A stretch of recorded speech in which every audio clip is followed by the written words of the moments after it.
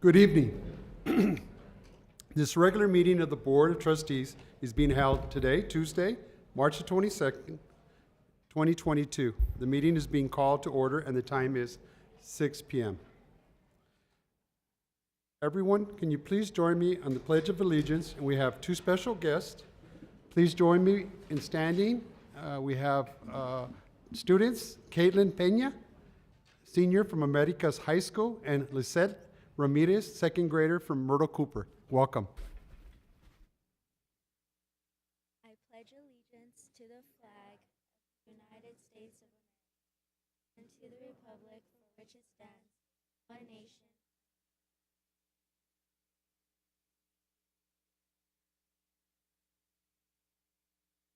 You may be seated.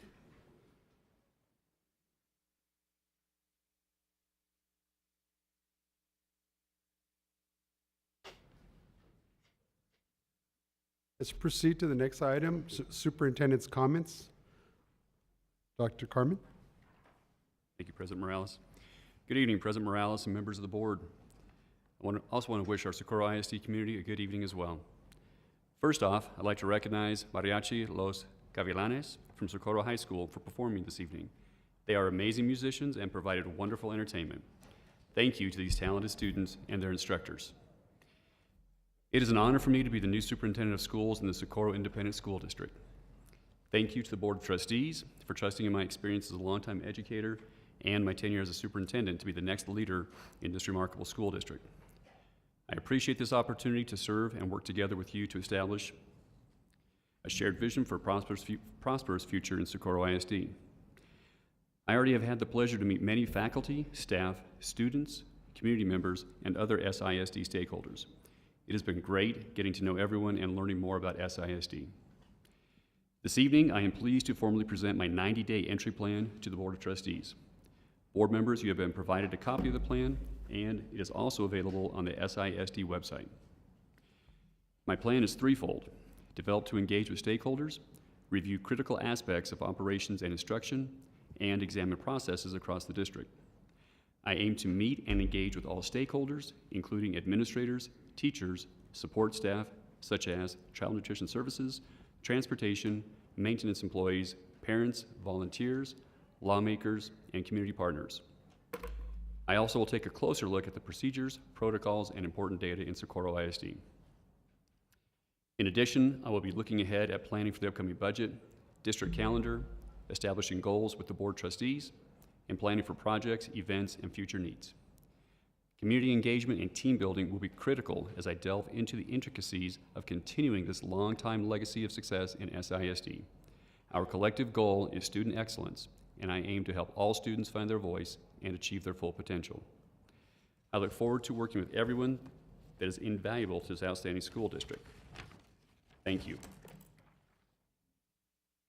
We have a couple of events. We will be having our 34th annual SISD Spring Games in memory of James P. Butler on Wednesday, March 30th at the SAC. Elementary schools will be from 9 a.m. to 1 p.m. Middle schools and high schools will be from 2 p.m. to 5:30 p.m. This concludes my comments.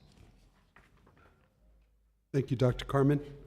Now we're going to move to item 4, Board Honors. Our presenter is Mr. Daniel Escobar. Good evening, President Morales, members of the board, and Superintendent Dr. Carmen. My name is Daniel Escobar, Chief Communications Officer for the district, and it is my pleasure to introduce tonight's recognitions. Dr. Carmen and board trustees, if you'll please step down to receive our honorees.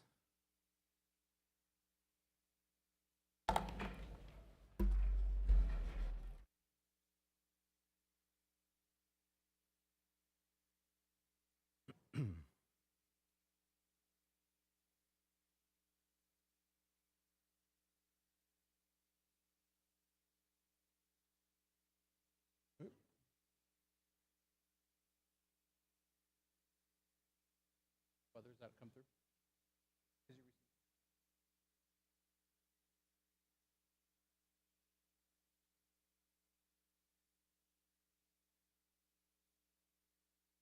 Our first recognition will honor a student from John Drugan School who earned second place in the 2022 Take Care of Texas video contest. The contest, conducted by the Texas Commission on Environmental Quality, creates awareness on environmental protection and provides tips on how to keep our air and water clean, conserve water and energy, and reduce waste. This talented student created an innovative animated video to win the state contest. She earned a $600 gift card to be used toward the purchase of new video equipment. From John Drugan School, congratulations to Caitlin Guevara.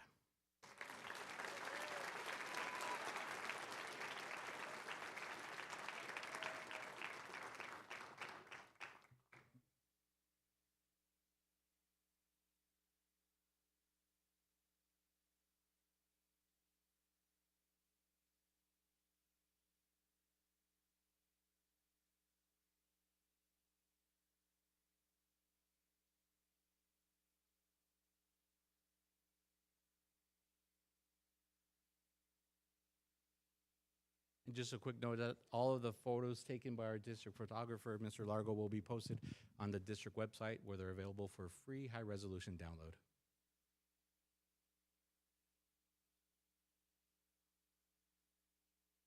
Congratulations once again.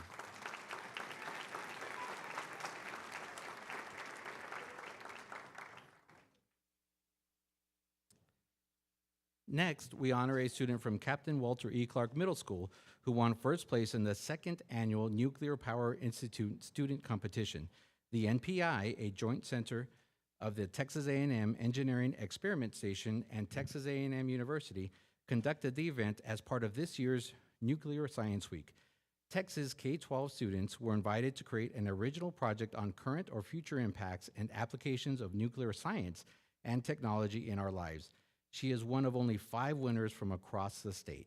From Captain Walter E. Clark Middle School, congratulations to Brianna Morales.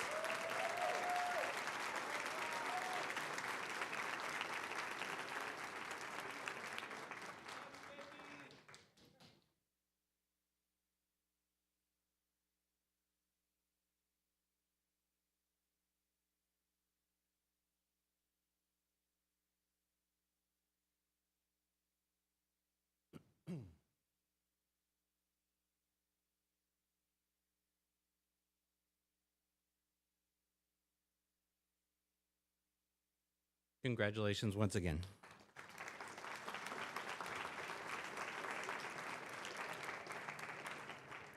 Our next recognition will honor SISD boys and girls varsity basketball teams for winning 2021-22 UIL district championships. First, we will recognize America's High School boys varsity basketball team for winning UIL 16A district, 6A by district, and area championships. This is their 7th consecutive district championship and 2nd year in a row the team has made it all the way to the Sweet 16 in the state tournament. Jordan Hernandez earned All-Region Co-MVP, Christian Nevares earned First Team All-District, and Damian Vicente earned First Team All-District and Co-Defensive MVP, just to name a few of the team's individual accolades. The Trailblazers finished the season with an overall record of 35-3. Congratulations to the America's High School boys varsity basketball team.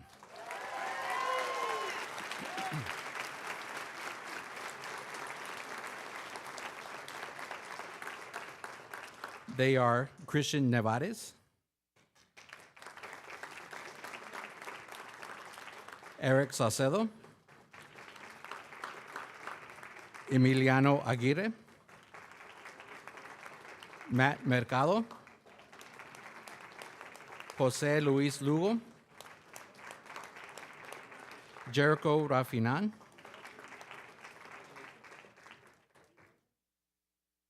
Jordan Hernandez, Randy Garcia, Juan Zamaripa, Jordan Williams, Mario Villalobos,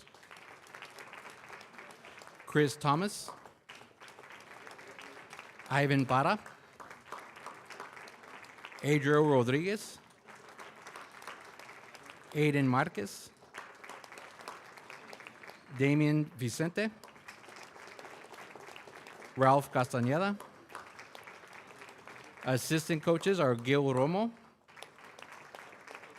Bobby Morales, And they are led by head coach Mike Brooks.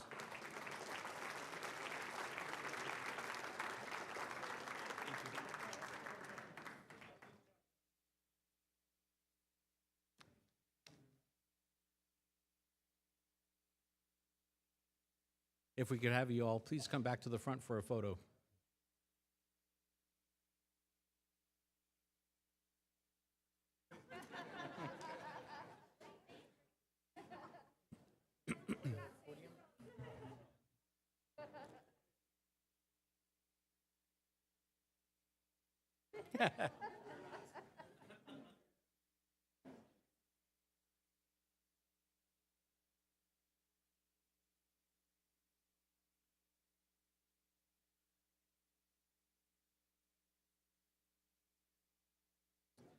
All right, if you hold up your certificates, look straight at the center, at Mr. Largo right here in the center.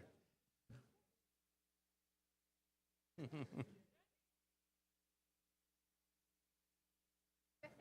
you see everybody at Cavis? All right, everybody looking right at Mr. Largo right here.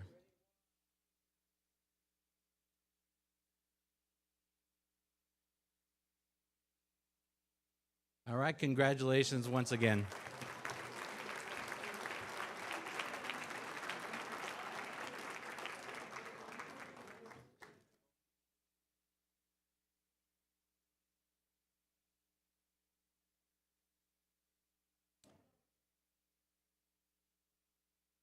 Next, we honor the Eldorado High School girls varsity basketball team for winning two 5A UIL district and 5A by-district championships. It was an extraordinary season for the Lady Aztec basketball team, which finished with an overall record of 22-8 and 13-1 in district. Individual accolades include Melanie Garcia earning district co-MVP, Erin Carbajal and India Darling Green earning first team all-district, and many of the team members earned academic all-district honors as well. Congratulations to the Lady Aztec varsity basketball team.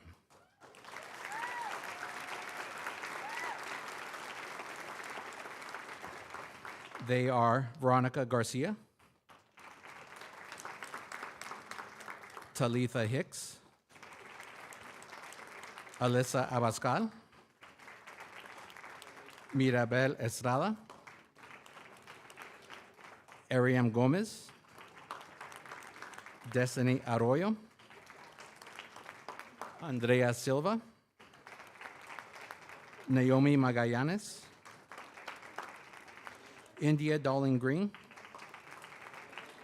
Melanie Garcia, Adamari Rodriguez, Trakina Hudson, team chaperone Silvestre Estorga, assistant coach Randy Hancock, and they're led by head coach Tyrone Burns.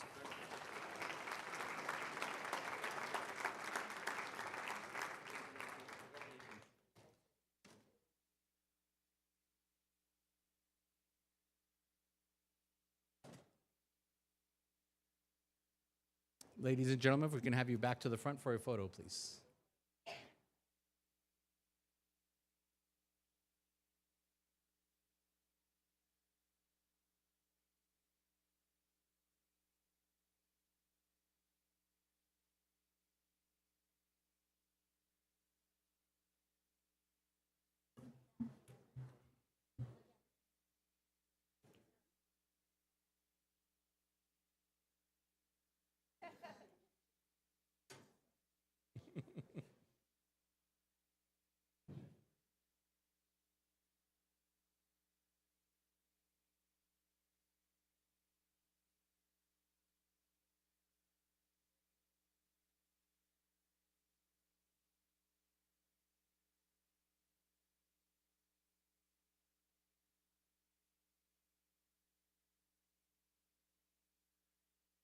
Keep smiling, looking straight ahead.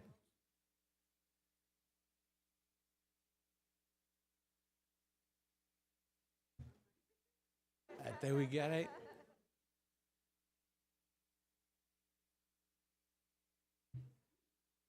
Awesome. Congratulations once again.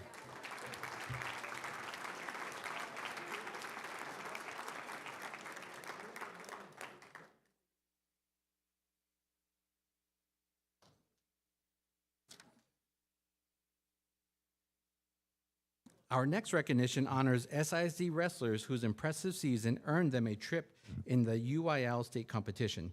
These elite students placed among the top athletes in their weight class and earned various accolades. They were exceptional competitors and did a great job representing our district at the state meet. Congratulations to all SISD state wrestlers and their coaches. From America's High School, Erica Cobos.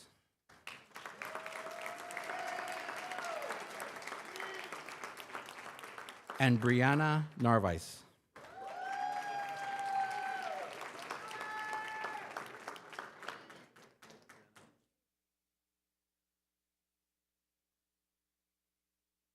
Their coach is Angelina Gandara. From Eastlake High School, Alexis Navarrete. Her coach is Carlos Armendariz. From Montwood High School, Gavin Ramos. Jose Angel Rosales. Vanessa Sanchez. Arami Steele. And their coach is Oscar Norris.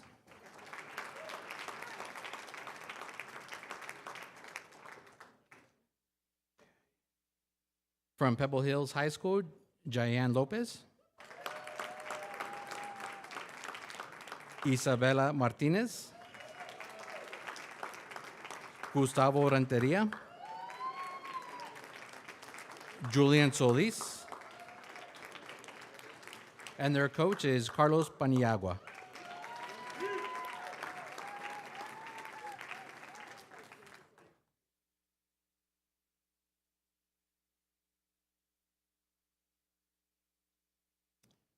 If we can have you all please come back to the front for a photo with our superintendent and board.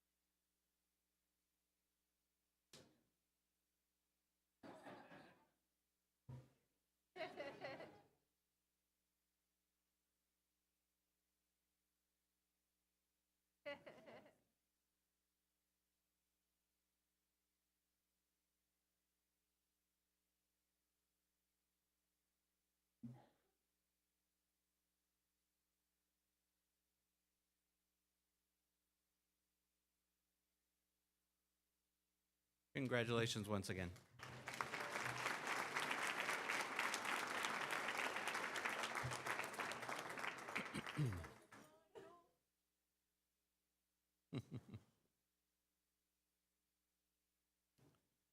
Our next recognition will honor two SISD wrestling teams for winning UIL district championships.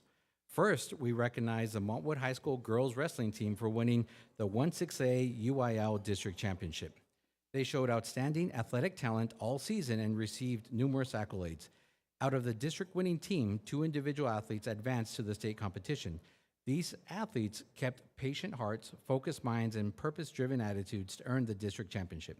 Congratulations to the Montwood High School girls varsity wrestling team.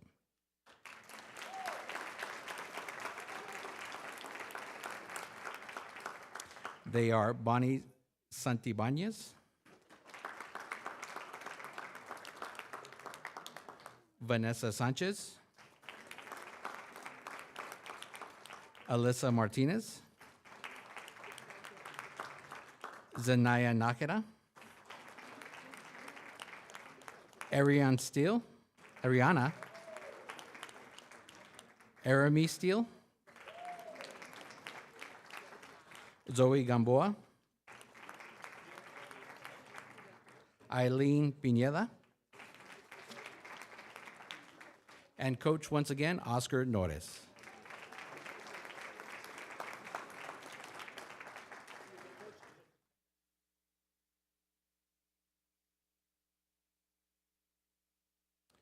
If we can have you back up to the front for a photo, please.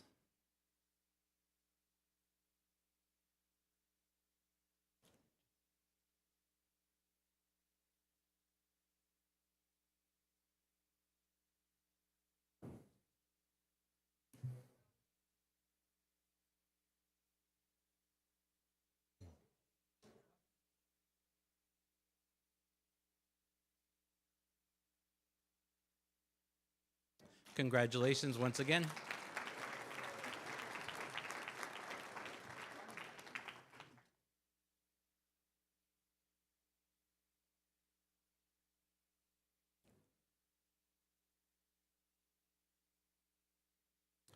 Next, we recognize the El Dorado High School boys wrestling team for winning the 2-5A UIL District Championship. The Aztecs had plenty of success throughout the season, including district champions Jacob Casillas and Joshua Ramirez, and Moises Rodriguez, who came in second at the district tournament. The Aztecs won a handful of tournaments during the regular season and qualified for the state duels, which prepared them for a challenging district tournament. Congratulations to the El Dorado High School boys varsity wrestling team.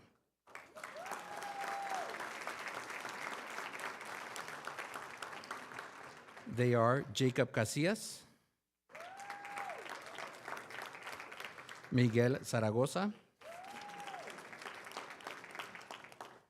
Joshua Ramirez, Brendan Winke, and their head coach is Miguel Franco.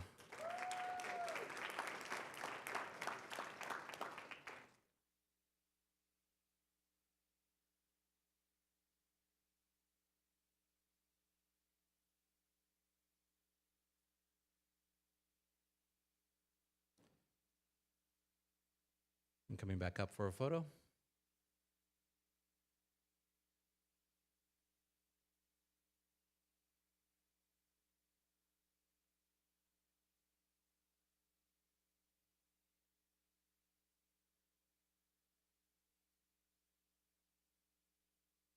Keep smiling, looking straight ahead.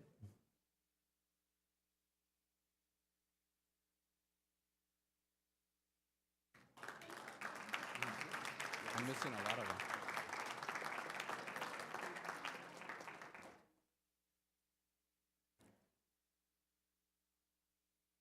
Okay, we'll come back to this.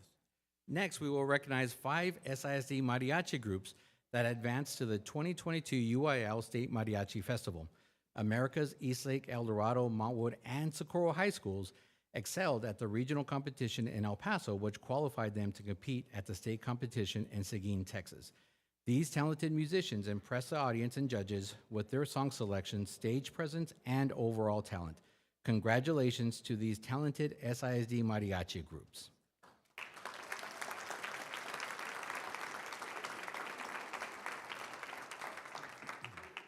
We will recognize each group by school. From America's High School, Mariachi Los Pioneros, we have Alejandra Escalera, Max Magaña, Emilio Galicia, Jorge Serrano, Emilio Lopez, Grecia Garcia, Sebastián Ochoa, Sebastián Chaparro, Adrian Lares, Mauricio Uranga, Gabriel Enriquez, Eric Varela, Alessandra Ritt, James McDonald, Sofia Montoya, Ana Marquez, Assistant Instructor Rocio Manriquez, and Head Instructor Jose Luis Rios.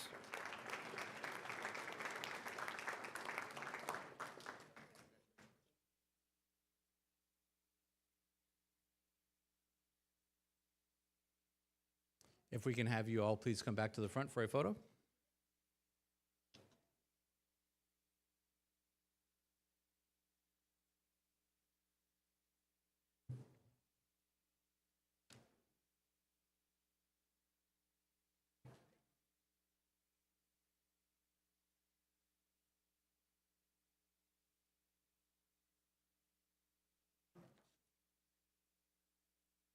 Next page.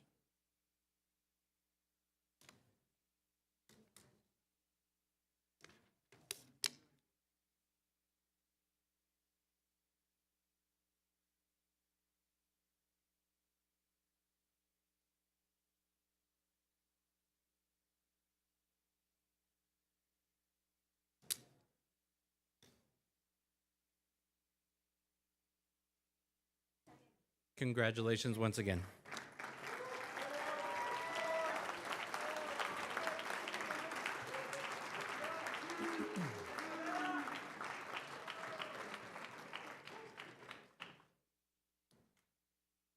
We continue with Eastlake Mariachi Falco.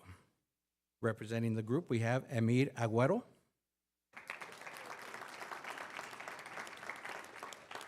Michael Avila, Angela Bustillos, Jordan Cardwell Roach, Daniel Chavez, April Cobian, Diego de Santiago, Ana Duarte, Ashley Garcia, Jacqueline Gonzalez, Abraham Machado, Ari Macias, Isabela Marioni, Jorge Martinez, Omar Mendiola, Daniel Montellano, Luis Rodriguez, Gali Rubio, Ángeles Valdez, David Villa. Their instructors are Cindy Cabala, Jessica Hernandez, and Steve Hernandez.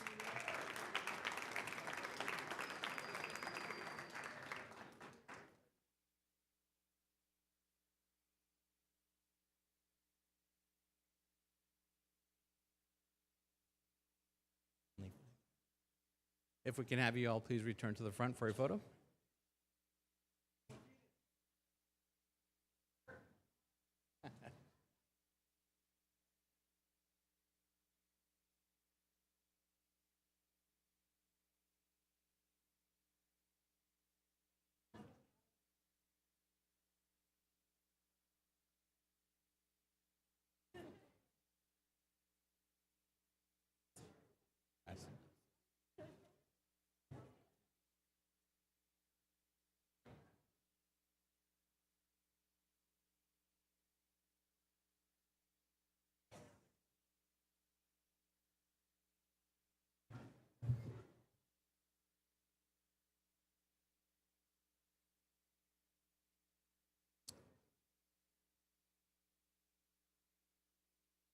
We can see everybody, Acavius?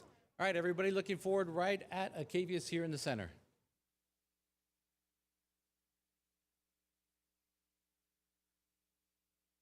Keep smiling, keep your smiles looking right at the center.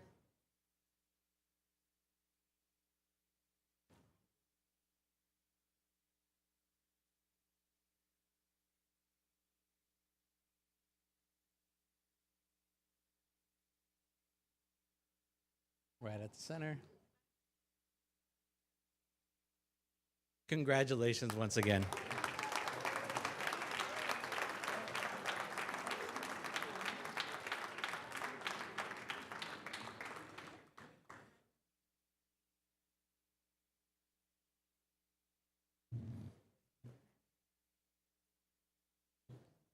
Next, we have El Dorado High School's Mariachi Azteca.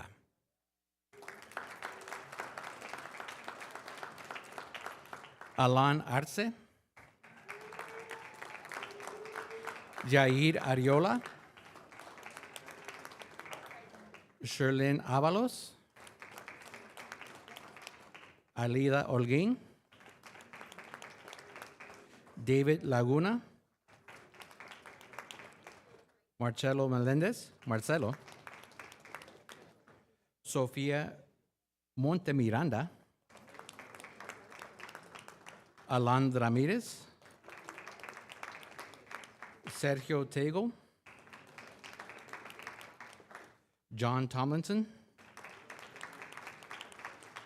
Abraham Vaughn, and instructor Claudia Rascon.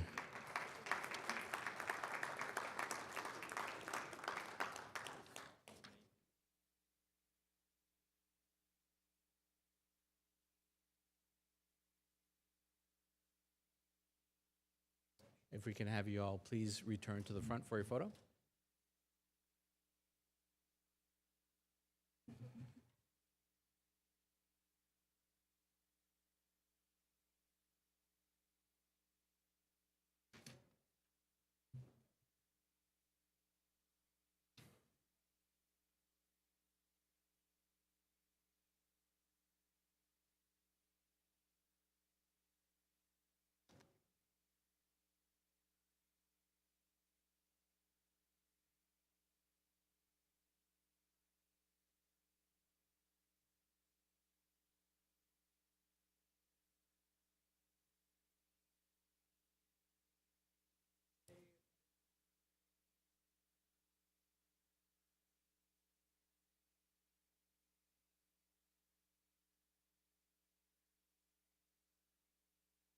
Congratulations once again.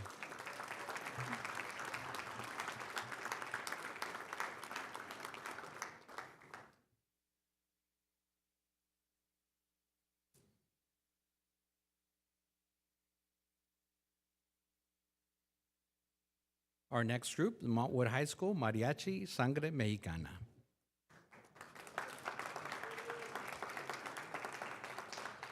Alberto Alferez, Jose Dávalos, Aaron Estrada, Jose Garcia, Marina Hernandez, Javier Loya, Isaac Martinez,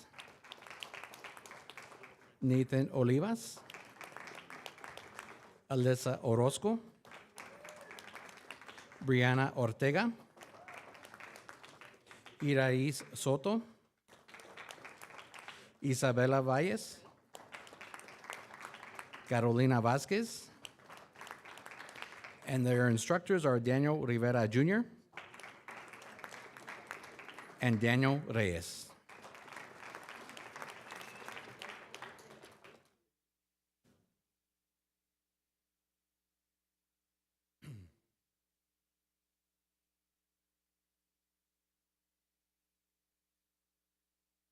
If we can have you all please come back to the front for a photo.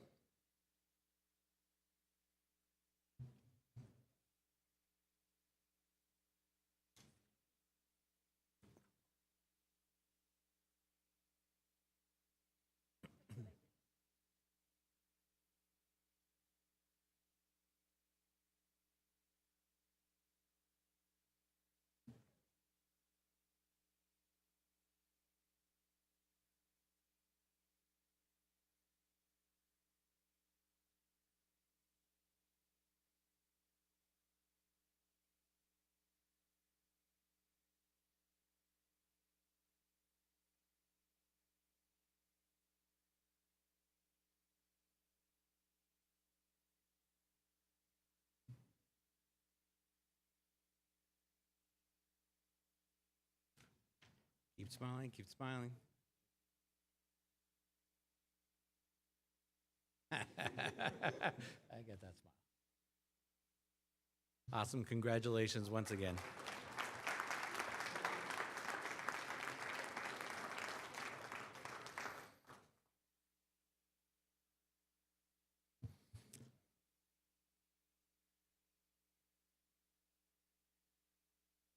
Our last mariachi group has been an impressive musical force for several years.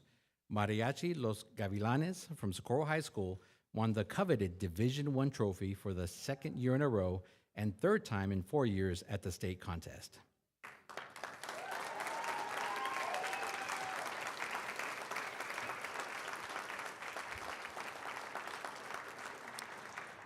The news of Los Gavilanes' win at the state competition generated plenty of attention in our community. Here's a look at the media coverage, some of the media coverage, showcasing these talented Socorro High School mariachi students.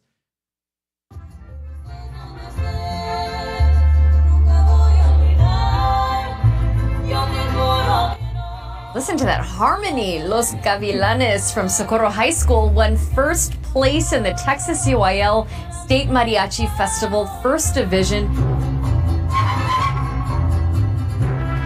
Preciosa la música de mariachi y esta noche el mariachi de la preparatoria de Socorro está de fiesta al haber obtenido el nivel más alto en la división estatal en una competencia de mariachis. Hoy el Mariachi Gavilanes de Socorro nos presenta el premio obtenido en un concurso a nivel estatal. Socorro High School is celebrating after a student mariachi group won a statewide tournament. This is their second year in a row winning the event. They sound awesome. This mariachi group earned the highest rating possible at the contest. Here's the group with their trophy. We caught up with them once they returned to the borderland. This group is just full of hard workers. Everybody here is committed and they all have a love for this music, this performing. And at the state competition, it was a bit tough. I mean, we all had our nerves and everything going crazy. But at the end, we all came together as a team. We all gave it our 110%.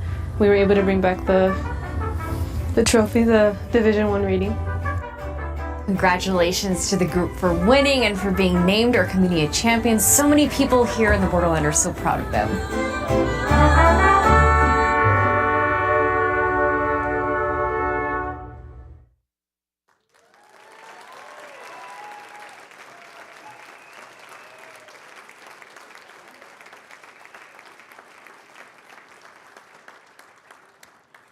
From the Socorro High School Mariachi Los Gavilanes, congratulations to Jocelyn Betancourt,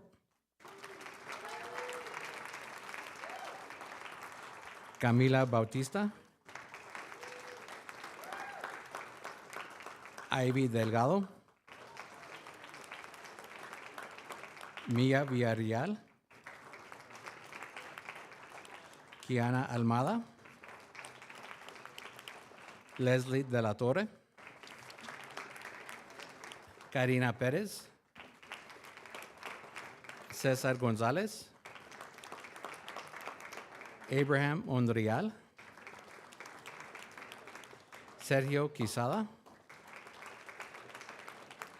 Aiden Garcia, Iris Ugalde, Bernadette Ruiz, Jesus Treviso,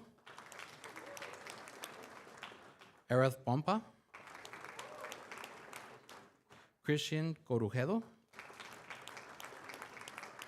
Eric Sigala, and instructors Jose Parada and Roger Rosales.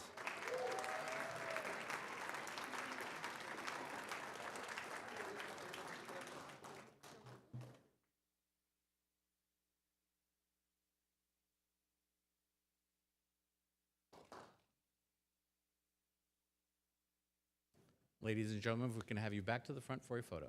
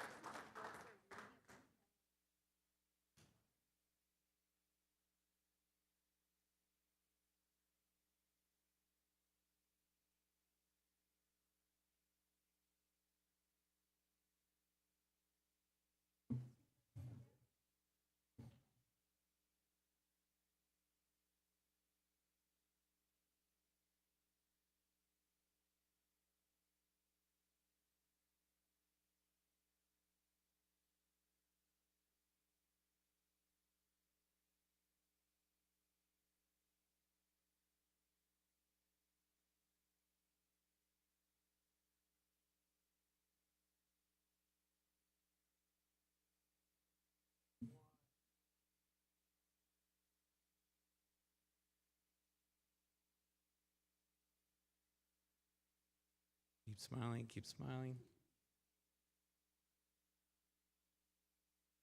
Awesome. Congratulations once again.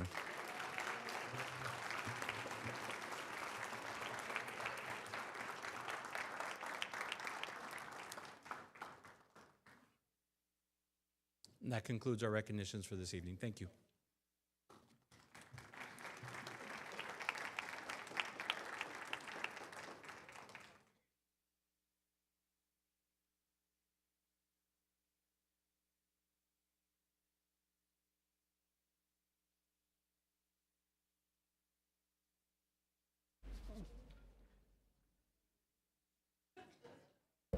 Yes. Thank you. Smells like tequila. Wait, that's wrong. Yeah, I think so. Where's the other one?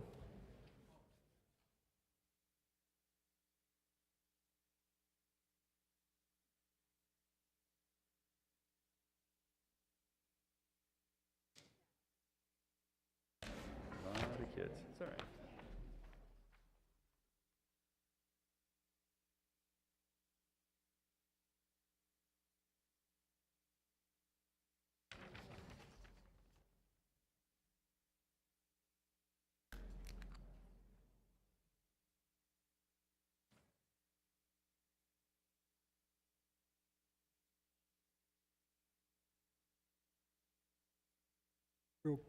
We're okay to continue.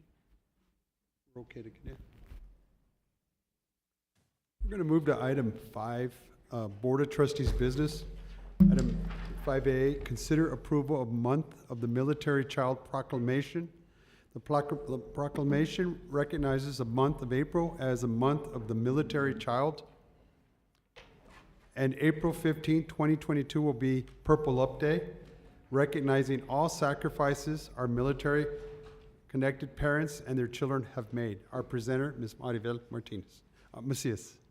Excuse me. President Morales, Dr. Carmen, members of the board. Tonight, I have Miss Gracie Yaden, amazing 7th grade student for Desert Wind K-8 campus, and she's here accompanied by her father and our assistant principal, Miss Valverde, which is our assistant principal and military liaison. She will be reading the proclamation tonight.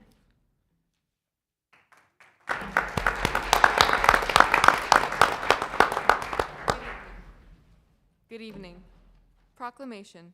Month of the Military Child in April 15th, 2022 as Purple Up for Military Kids Day. Whereas, Socorro Independent School District recognizes the selfless acts of service performed by its brave members of the military and their devoted families. And whereas, military families continue to face that unique burden of multiple deployments, often causing uncertainty and constant upending of their daily lives and routines. And whereas, military families themselves know the sacrifices borne by military children, but their important contributions can often go unnoticed by the general public. And whereas, Socorro Independent School District is home to more than 5,000 military children who have at least one parent serving in the military. And whereas, military children are a source of pride and honor, and that we are recognizing the often unsung sacrifices made by them and commend them for their support and dedication to their families, in service to the protection and advancement of citizens' rights and freedoms. And whereas, the month of April has been celebrated as the month of the military child since 1986, recognizing the importance of military children and expressing gratitude for their sacrifice. And whereas, a month-long salute to military children will encourage local communities to provide direct support for military children and families. Therefore, we, Dr. Nate Cartman, Superintendent of Socorro Independent School District, and the Board of Trustees of the Socorro Independent School District do hereby proclaim April 2022 as the month of the military child and the week of April 18th, 2022 at SISD as Purple Up Week for military kids, in recognition of our military children. We urge all citizens to join in this special observance by wearing purple during the week and urge all to observe Month of the Military Child by connecting with our military youth, military families, and communities to provide support to military children.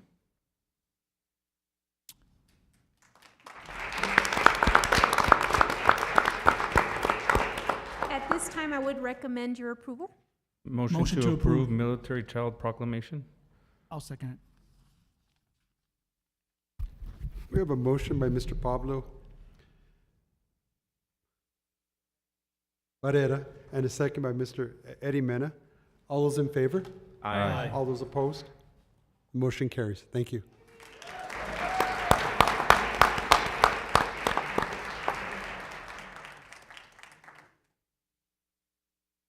Our next item is 5B, consider approval of School Library Month Proclamation. This April, the American Association of School Librarians will observe the 37th anniversary of School Library Month.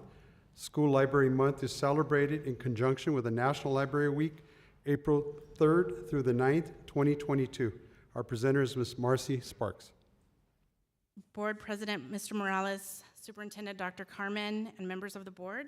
Good evening. I am Marcy Sparks, Socorro ISD's Library Services Coordinator.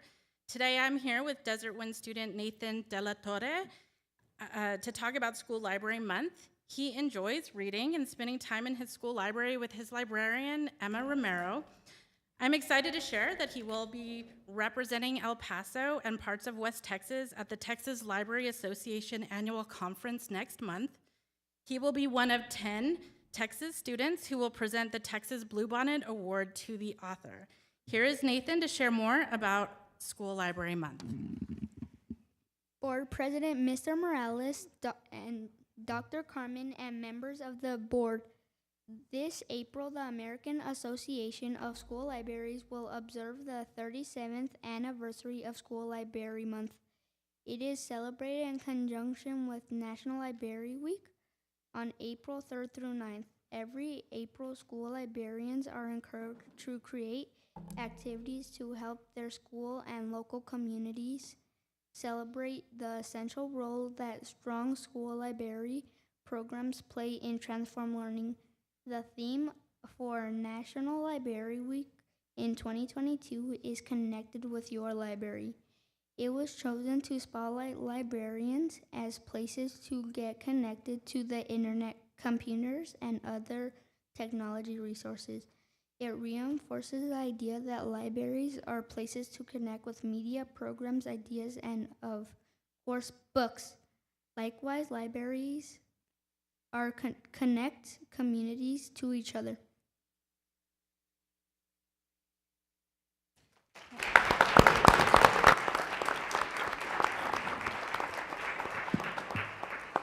It is our intention to acknowledge the importance of school libraries by the Socorro Independent School District through a proclamation read to us by middle school students from Herschel Antwine Middle School with guidance from their librarian, Alexa Hash, and the proclamation is offered as a video recording.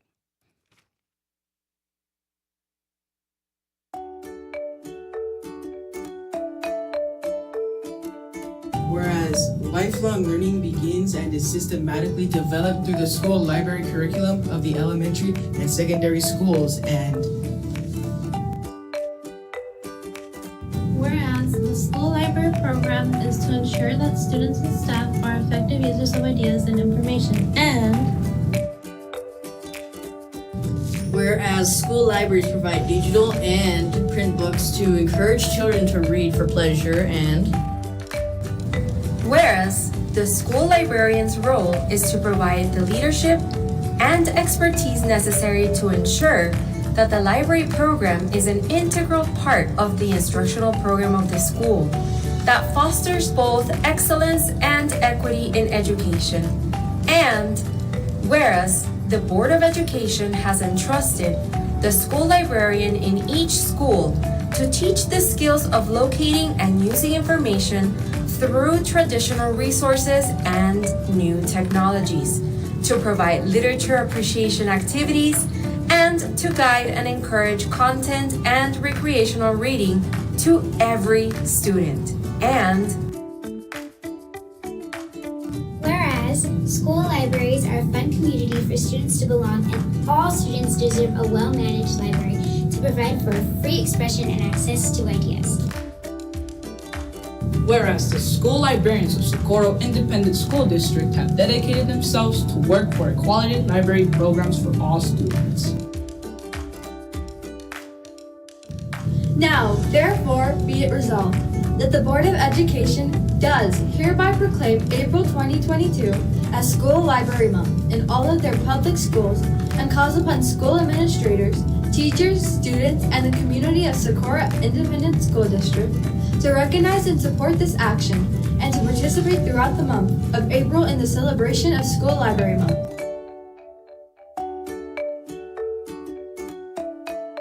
At this time, administration recommends consideration and approval of the proclamation as presented. Motion to approve. Second. We have a motion by Mr. Mike Onahda and a second by Mr. Pablo Barrera. All those in favor? Aye. All those opposed? The motion carries. Thank you so much. Congratulations.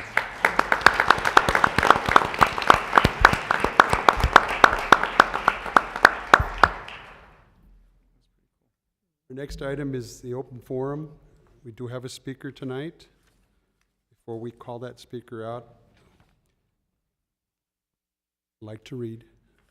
The district is a local government body charged with serving the educational needs of all school children in our district, and board meetings must be focused on meeting this charge. The district board meetings are public meetings under the Texas Open Meetings Act to conduct the business of the district. They are not, however, meetings of the public. Therefore, all persons in attendance are expected to display civility and decorum. Individuals shall refrain from using harmful and offensive content for respect of the rights and the reputation of others. We greatly appreciate those individuals who have requested to speak to the board during open forum or in regards to a specific agenda item. We are bound by certain time constraints in order to cover all the items on the agenda, and therefore must limit presentations to 5 minutes. Please respect the rights of others in your presentations. By law, the board cannot take action upon or discuss any item which is not posted on tonight's agenda. But we will give all presentations our serious considerations. Thank you. Let's proceed. Our first speaker is Mr. Tommy Hill.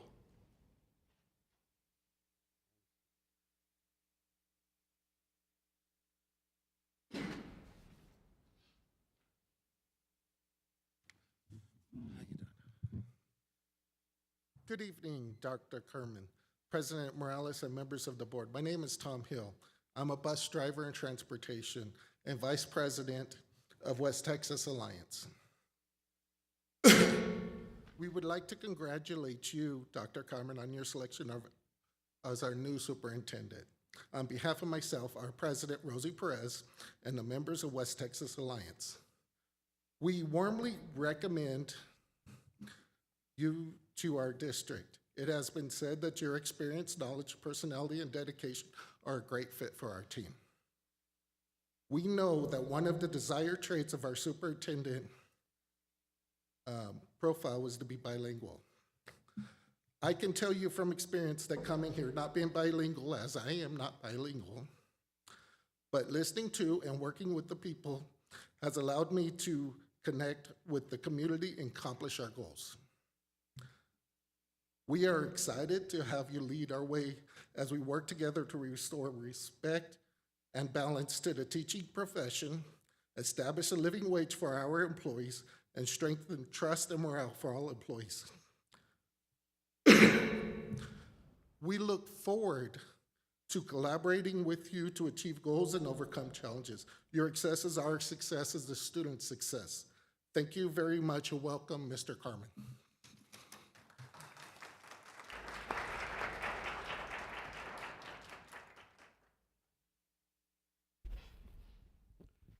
Our next item 7, district reports. Item 7A, facilities report. A presentation of the 2017 bond program and other construction projects will be provided for the Board of Trustees. Our presenter, Mr. Tom Ianton.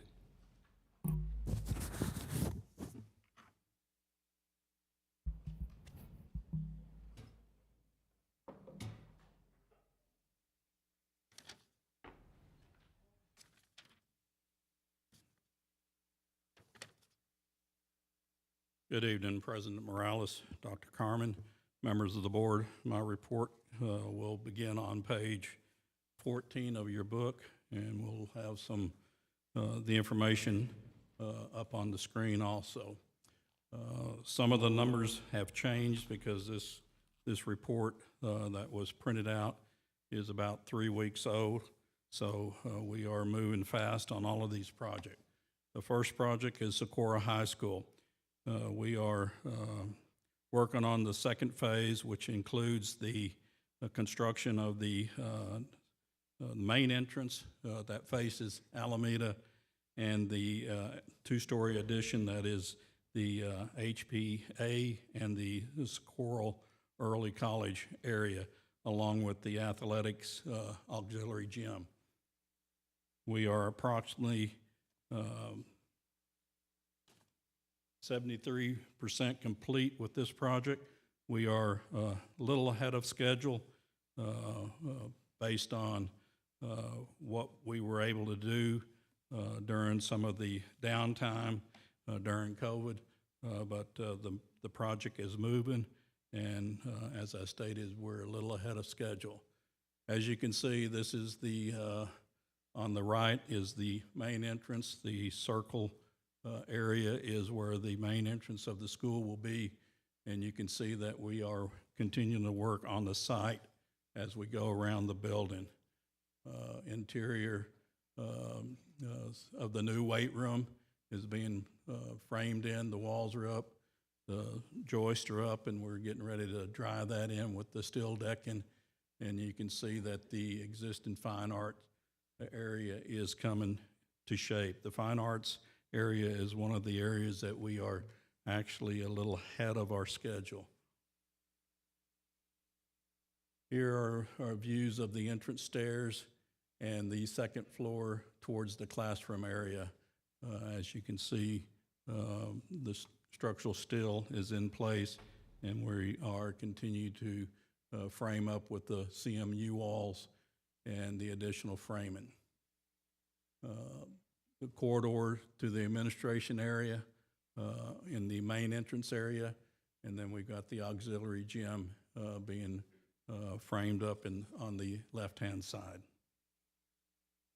And you can see that some of these rooms, the choir room and the fine arts and the band rooms, are actually in some of their finishing stage. You can see the walls are all done. They're not painted yet, but they are dried in, and you can see the mechanical system and ductwork going in.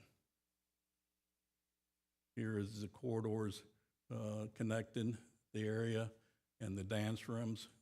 A lot of the framing is complete, and we are continuing to do the drywall and the finish work on those areas.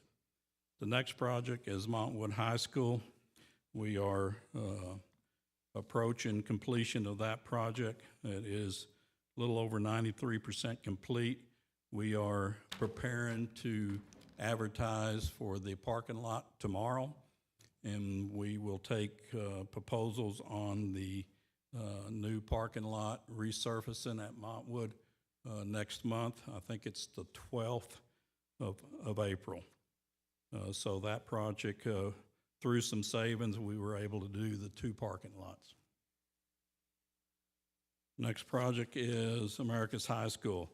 We received the TCO, the tentative certificate of occupancy, last month, February, and we are looking at closing this project out. It is over 93% complete.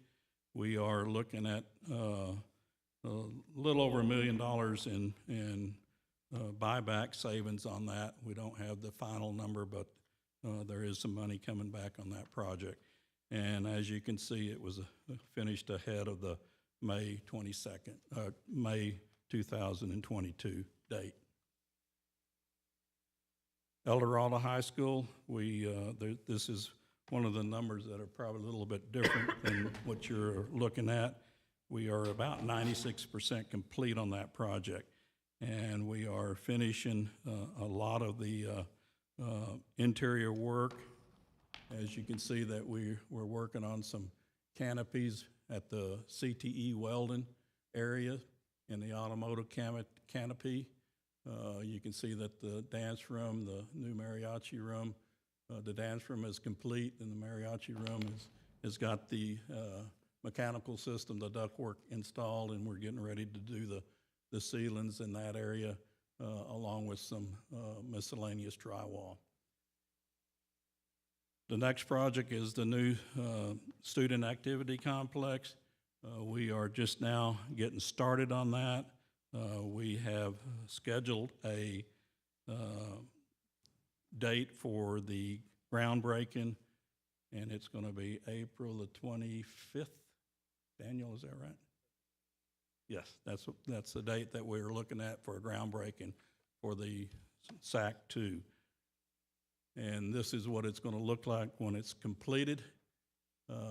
This is, of course, you've seen this picture before, how we're taking some of the area up as far as the parking goes, and then what will be restricted.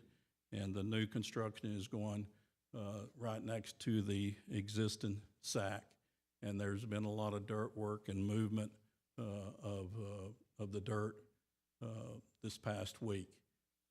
This is the aerial looking back towards SAC number 1. The lower portion of the picture on the right is, of course, where the new stadium is going to be going in.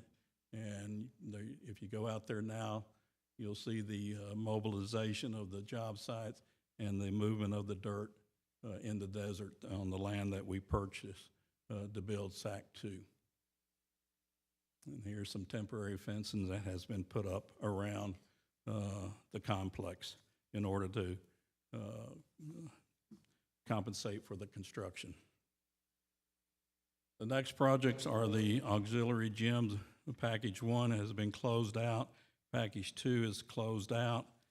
And then package 3 will be an agenda item a little bit later in the board package. And I'll talk a little bit more about that at that time on the auxiliary gym. The support service, we are we're actually complete with that. Technology has been over there and using that facility, and we are in the process of closing that out and should be receiving some money back on that contract. Pebble Hills High School lighting has been closed out. We are in the process of closing out East Lake sports lighting and with some savings on that project. I don't know what that number is yet until we get with the contractor and finalize all the closeout document. The new combo school is really coming along. It's over 80% complete. As you are aware that we are supposed to complete the elementary portion of it this summer for the start of school, July of 22, with the contract stating that the middle school will be completed of December in 22 with the opening of the middle school July of 23. We are ahead of schedule on the project. As you can see from the aerial, that the building is roofed in, both the elementary side on the right-hand side and the middle school on the left-hand side are well underway. We have got a lot of finish work going on inside the restrooms and the main corridor, a lot of tile work going up in the corridors. The kitchen area and the mailroom are being finalized. We're dropping ceilings in the facility, so that project is moving along at a fast pace, and we'll be ready for the start of school for the elementary in July. Here's some more pictures of the fine arts and the library in the middle school portion, which will be the following year.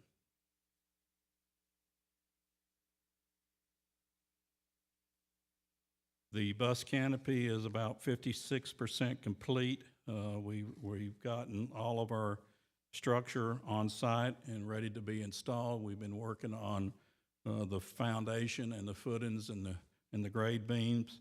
And as soon as those are poured and the slab is poured, we will begin to erect the canopy structure. As you can see, the materials on site, and we are doing the spot footing and the reinforcing for the canopy structure. And then the last project is the maintenance facility, and it's approximately about 50% complete of design development. And that completes my report. I'll entertain any questions if there are. I have a question. Yes, sir. Mr. Cassiano. You talked about the Montwood High School parking lots being resurfaced. I know the band practices on one of the parking lots. Is that area going to be fenced off and secured for the high school band? Yes, sir. We're actually looking at that, meeting with the administration and determine how we can gate that off.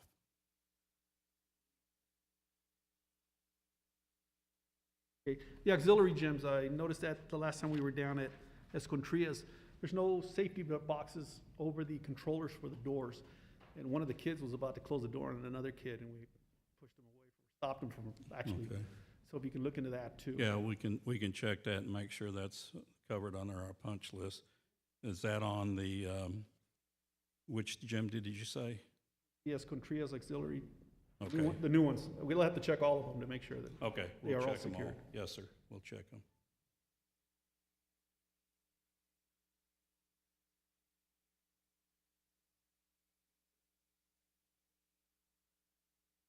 Thank you, Mr. Arrington. Thank you.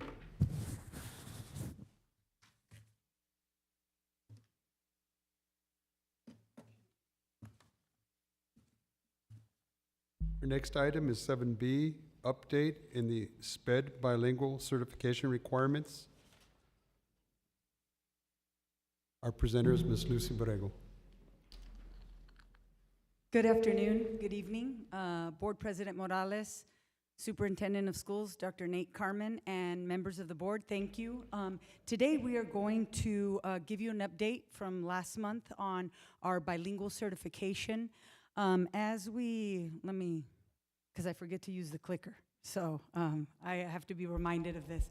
We're going to give you this update today on the questions that were asked, just to give you some clarification. One of the things that I want to remind everybody, because I think it's very important, is that this is a requisite from the Texas Education Agency, and it's Texas Education Code Chapter 29, Subchapter B.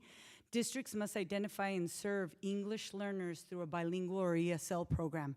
So one of the things that I want to share with all of you is that we participate, Mrs. Reyes, Ms. Jansen, and myself and the team, we participate in Zoom meetings with TEA, and where we talk about certification. And I put together a little clip, because it's hours long, a couple hours long, but a little clip where Region 19 asks this specific question to TEA and what their response is. So I would like to share that with you.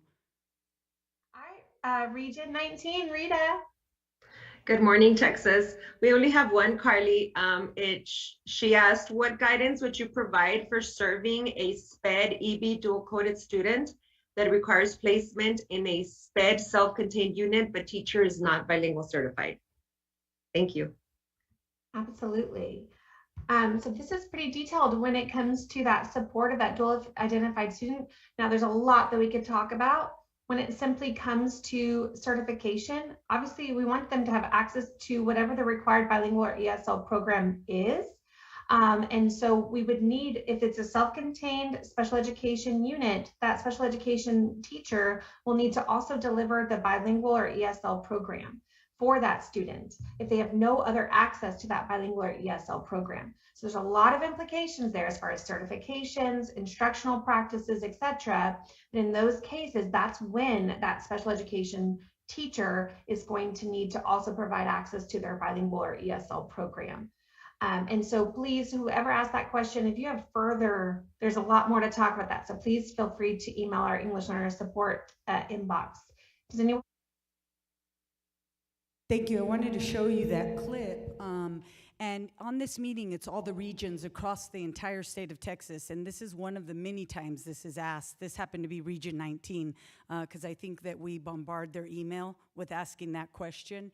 And we're constantly emailing to see if we could get more information with this. So with that being said, I want to talk a little bit about special education and some FAQs, some facts about this. So current SPED and general ed teacher vacancies. You had asked for the teacher vacancies, and so I wanted to give you a comparison of the openings that we have in special education by level and what we have in general ed as well. So in elementary and pre-K-8, we have a total of 16 special ed total in the entire district, and in general ed, we have 34 openings. In middle school, we have 5 special ed, and we have 6 in general ed, so a total of 11 teachers in middle school. And then in high schools, we have 7 special ed vacancies and 35 general ed vacancies. So with that being said, this year, you had asked specifically about the special education units with vacancies. So to give us a good understanding, if you see here, most of our vacancies, all of our vacancies actually, are in elementary. So we have 3 vacancies in the PASS units out of 13 PASS units. We have 2 vacancies out of 5 FLS elementary units and 3 out of 8 in SLU units as of right now. We don't have any in the pre-K-8s, any vacancies, any in the middle schools, and any of the high schools. And when I saw this, I was like, we need to verify. And I verified and triple-checked, and these numbers are correct.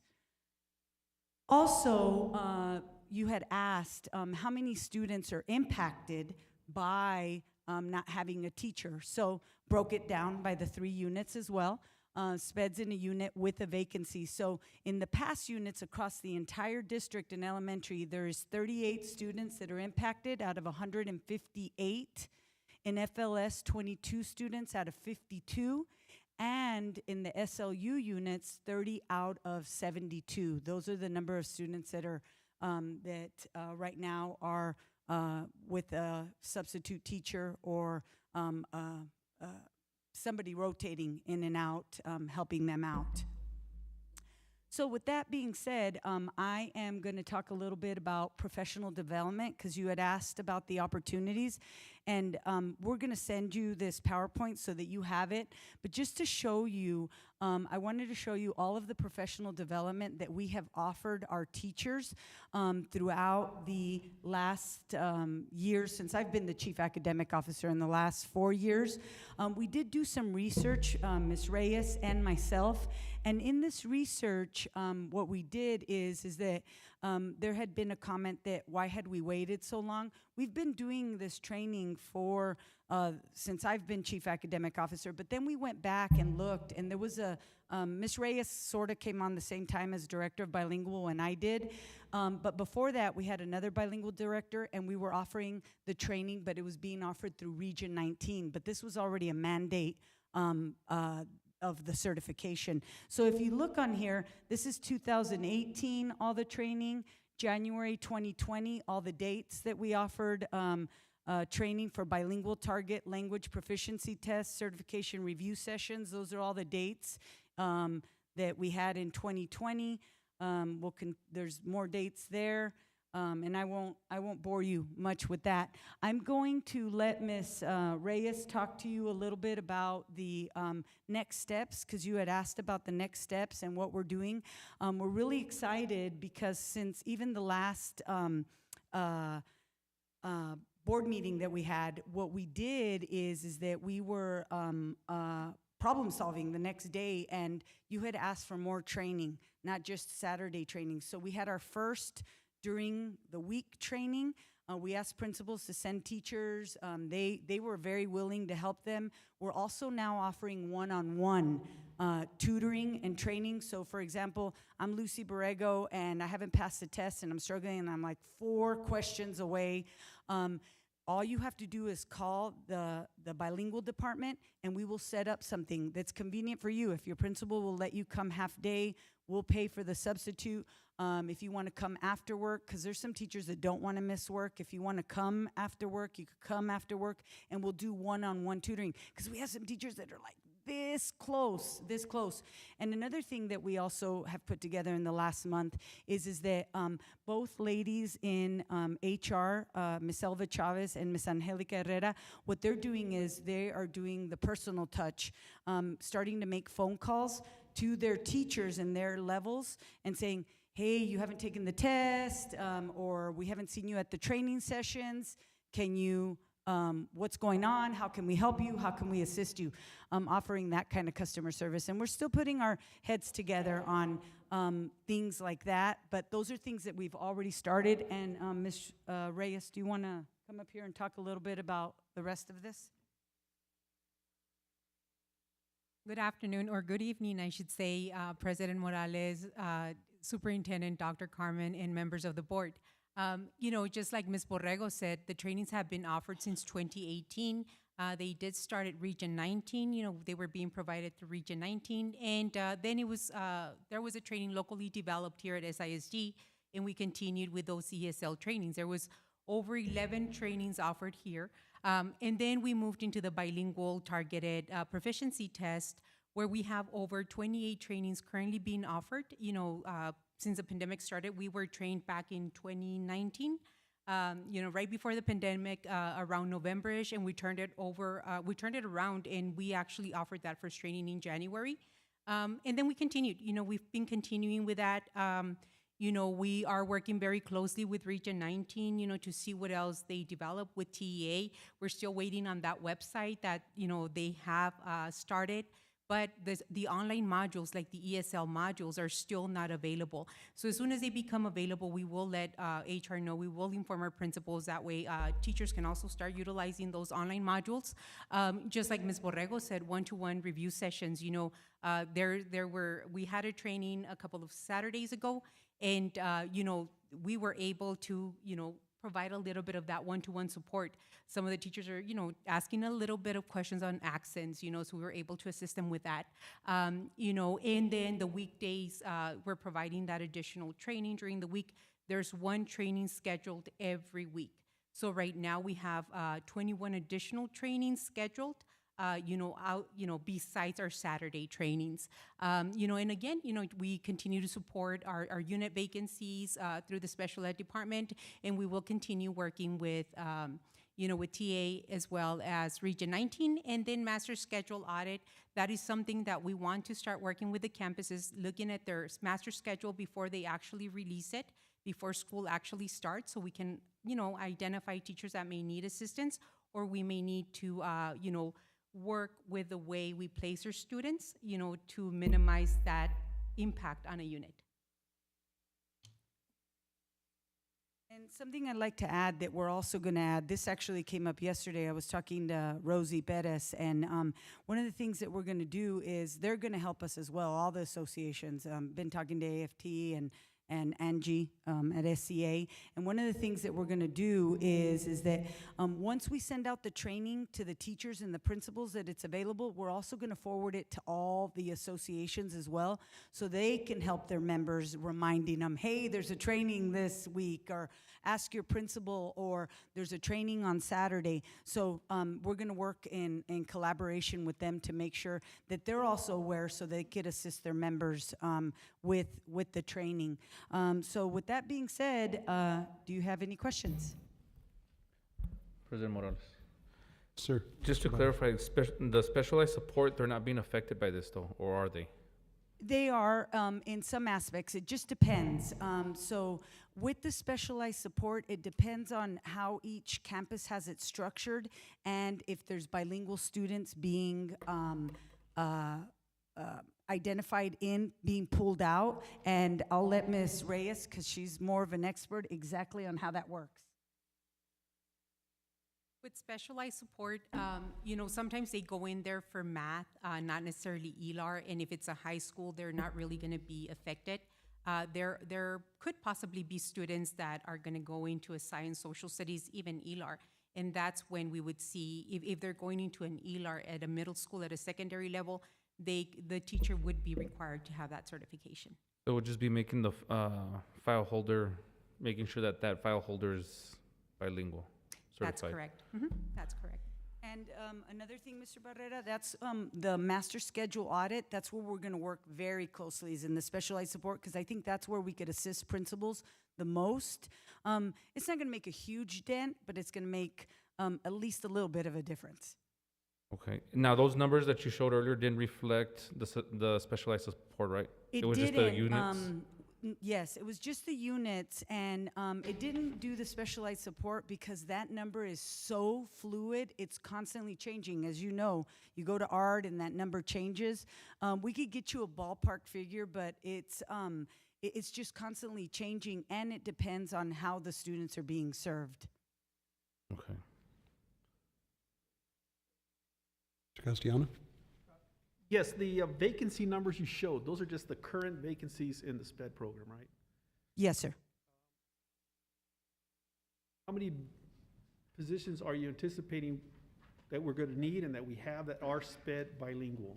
How many teachers do we have currently that are both certified in SPED and bilingual? So you had asked that question, and we wanted to get you the answer. That's just, it's guesswork. We don't know. I talked to Mr. Redlinger. Is he behind me? Oh, he's over here. Mr. Redlinger and HR. And we were trying to, it's guesswork because every year it just depends on how many kids are tested, how many are identified as emergent bilingual, how many kids are identified with special education. The numbers normally look about the same year through year.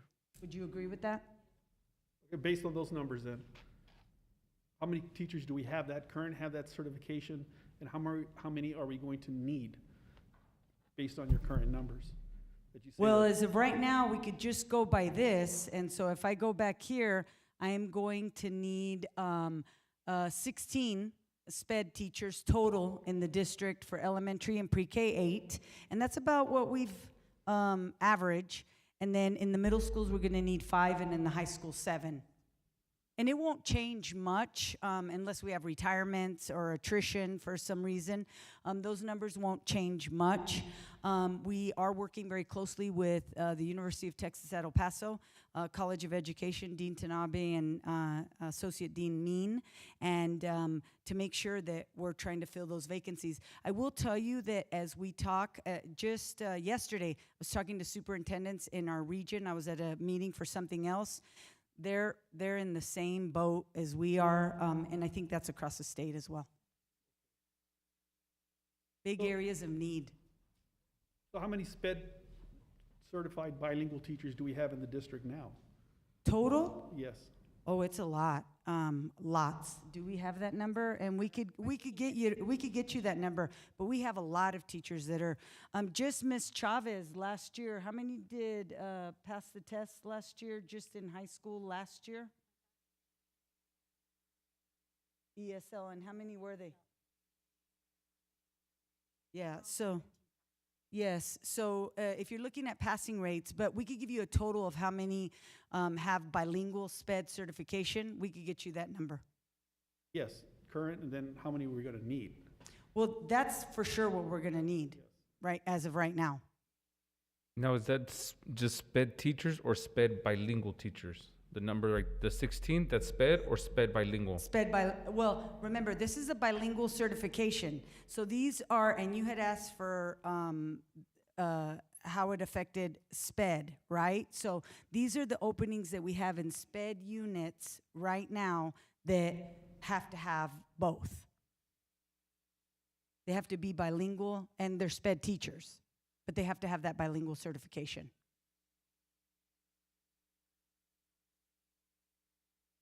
How did we service them in the past? Bilingual SPED. How did we Service the bilingual student that's in a SPED program. How do we service the child? Yes, the bilingual part. It's always been a requirement where we need to serve them. And again, we've been filing waivers for the last 3 years. And I can tell you our waiver numbers have really decreased over time. Just like Ms. Elba Chavez mentioned earlier, she was able to get all her teachers certified last year. There were 12. We actually certified 17 ESL. I can tell you that, as far as serving them, we would continue. We've continued working with principal schedules. So right before, once we start classes, we start identifying the students, we start looking at one-to-one schedules, and we start identifying their teacher certifications. That's one thing that we do. This year, out of the 29 teachers that we placed on a waiver, bilingual teachers, 11 of them were SPED teachers that needed that bilingual certification.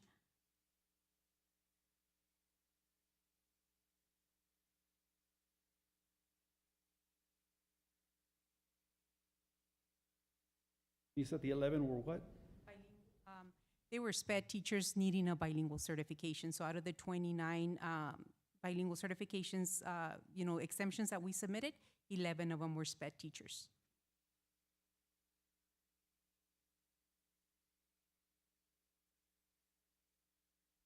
So I got another question. How those kids that have a substitute, how are they being serviced for SPED and bilingual if the substitute is not certified? We have different scenarios. Yes, I know the special ed department has worked very closely with units that have a substitutes. They go in there and help them assist with trainings. We also require them to come into the, to the SIOP trainings, so they can get best practices, which are, second language acquisition strategies. But I know the special ed department works very closely with those units.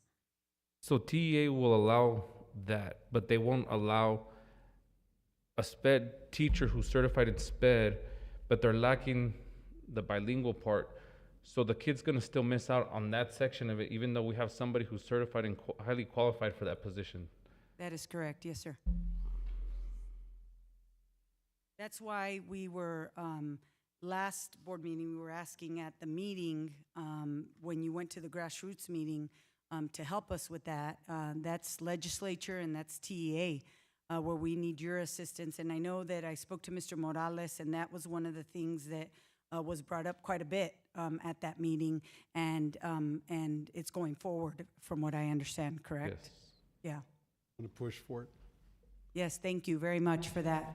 Because and every time we have an opportunity to talk to our legislators, we do. Veronica Escobar, I mean, just a multitude of, we tell them we need some help. And I know the associations are doing the same thing. They're advocating as well. So, and you heard it on video. Any further questions for Ms. Borrego? Thank you, Ms. Borrego. Thank you. Have a Appreciate nice night.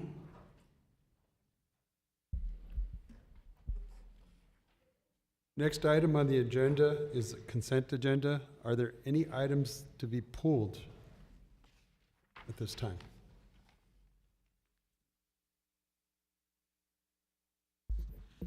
Motion to approve consent agenda? Second.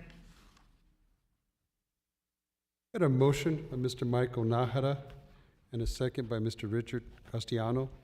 All those in favor? Aye. Aye. All those opposed? The motion carries.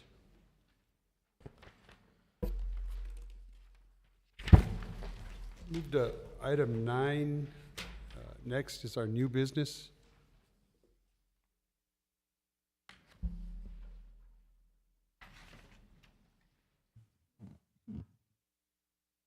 A, consider approval of final contract sum for the new auxiliary gyms at Campestre, Escondidas, H.D. Hilly, Waco, and Robert R. Rojas Elementary Schools, bid package 3. Our presenter, Mr. Tom Ianton. Yes, good evening again. On page 74 of your booklet, we are asking recommendation that the board accepts the work of the above projects and approve the final contract sum and payment as presented.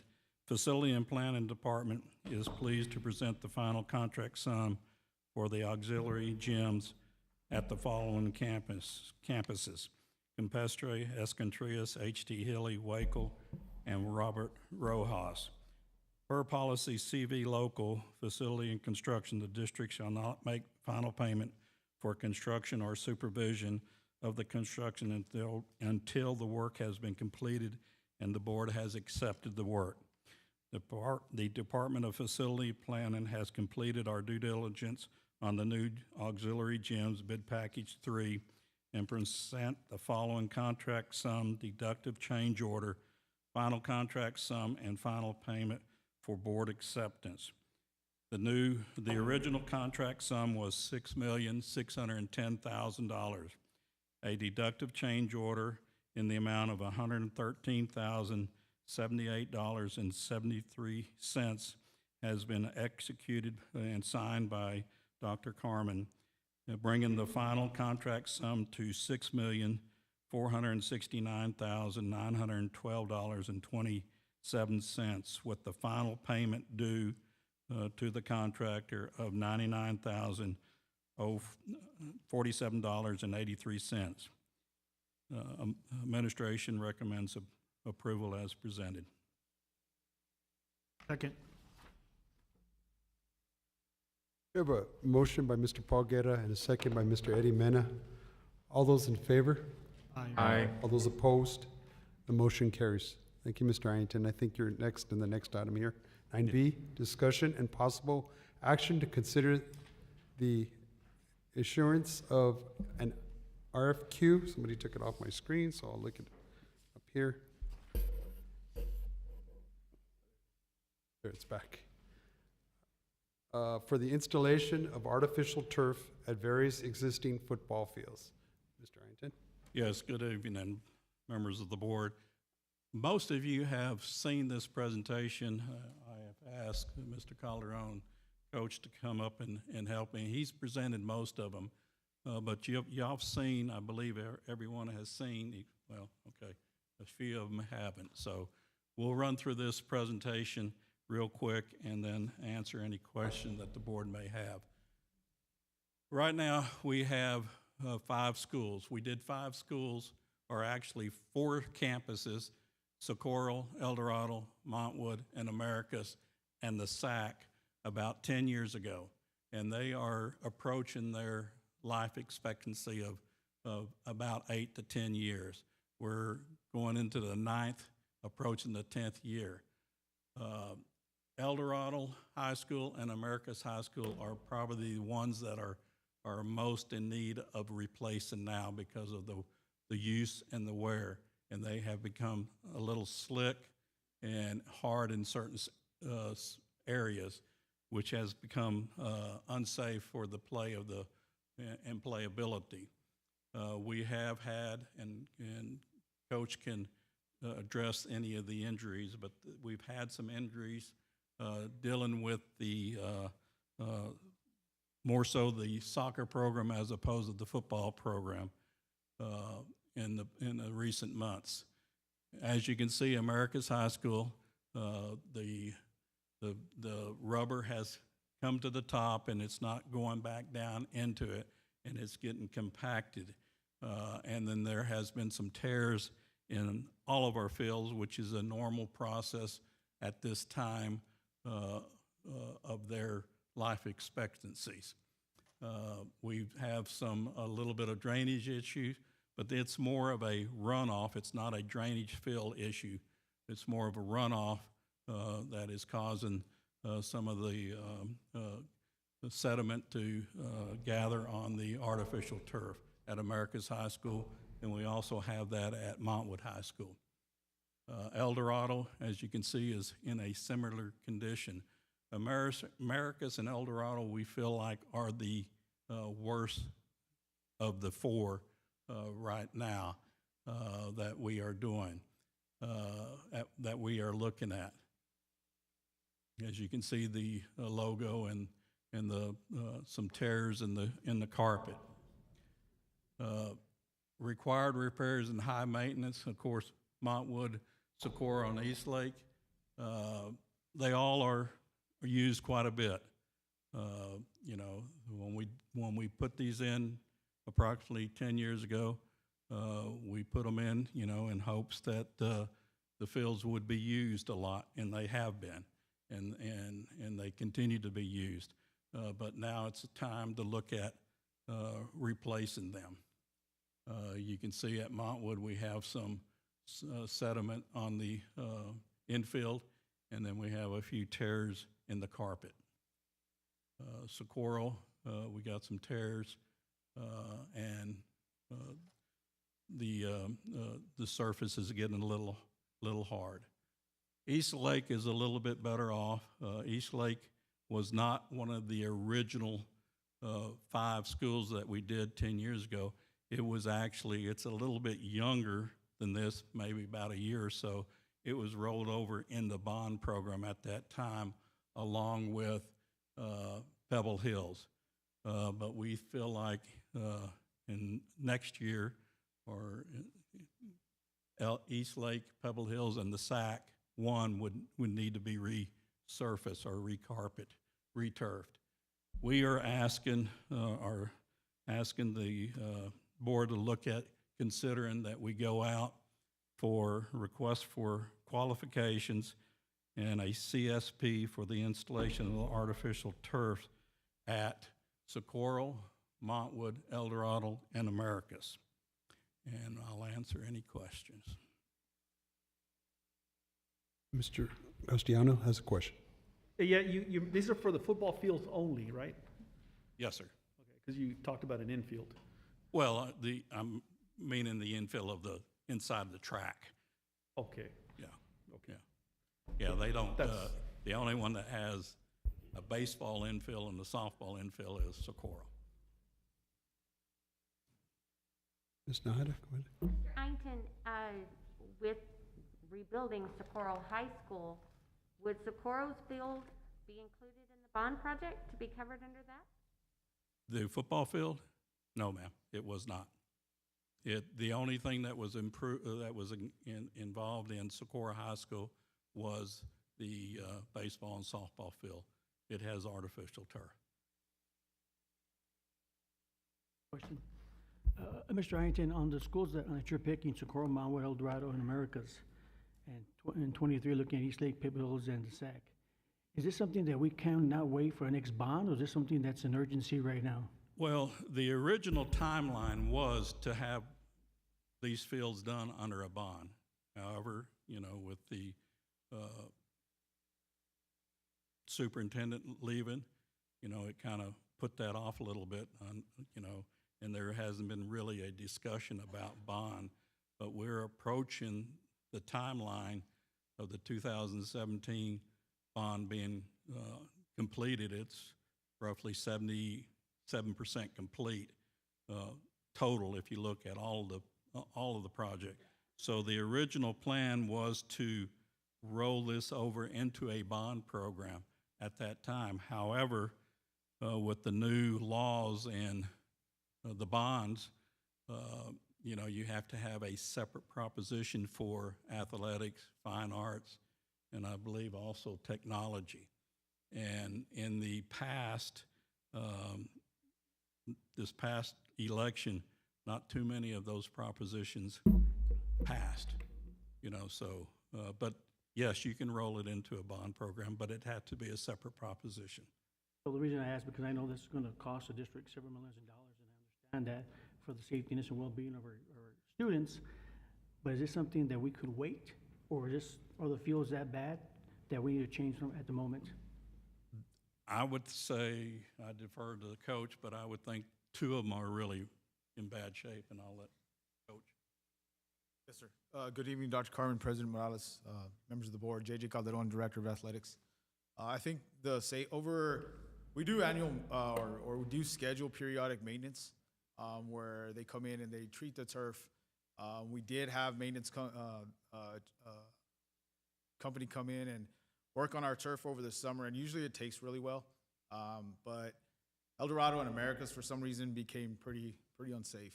And I think recently we've had some athletic trainer reports on some injuries that were a little alarming, and an increased amount of injuries. We've had some concerns from officials.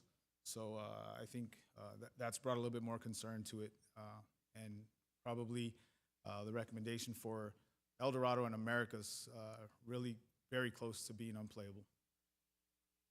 Well, trying to get the money from Mr. Ressa is very difficult. So do we have budget out there to get money from Mr. Ressa for the fields? Because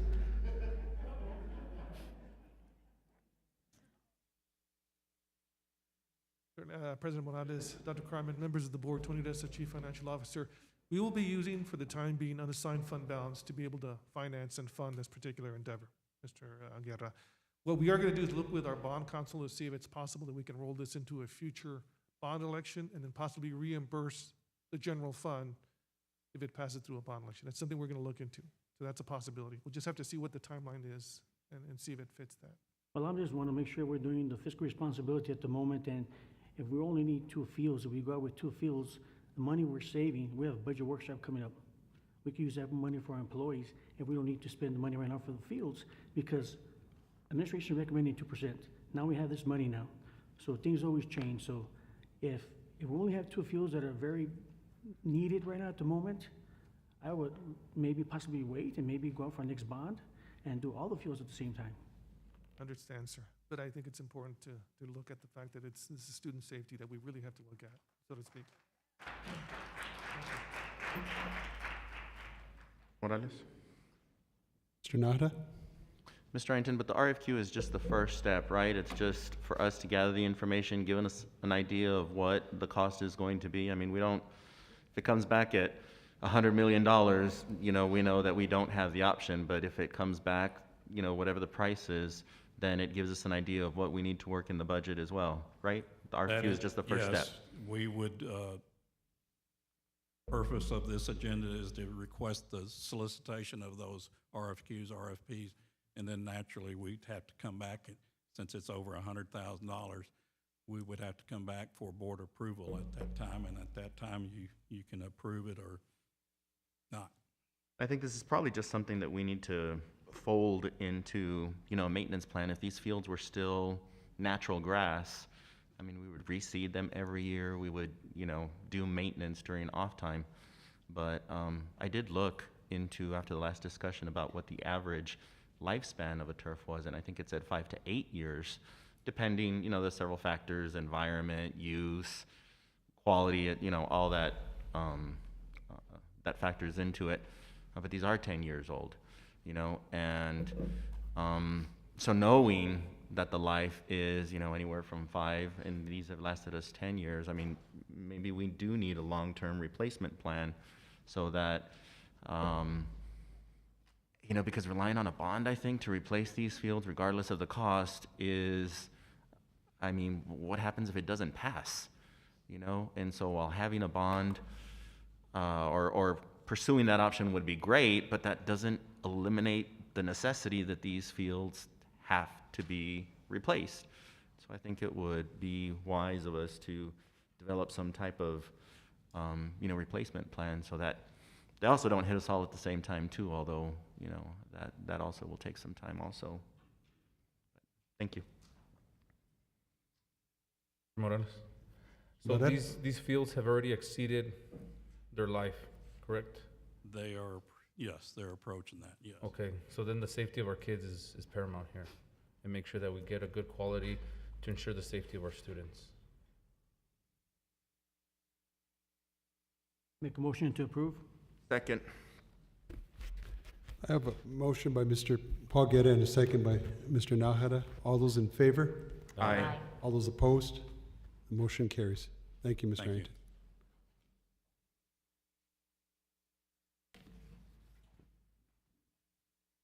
Item 9C, discussion and possible action to solicit for architectural consultant services to review the 16 auxiliary gyms under the 2017 bond program, to include general architectural services to review program design and construction services.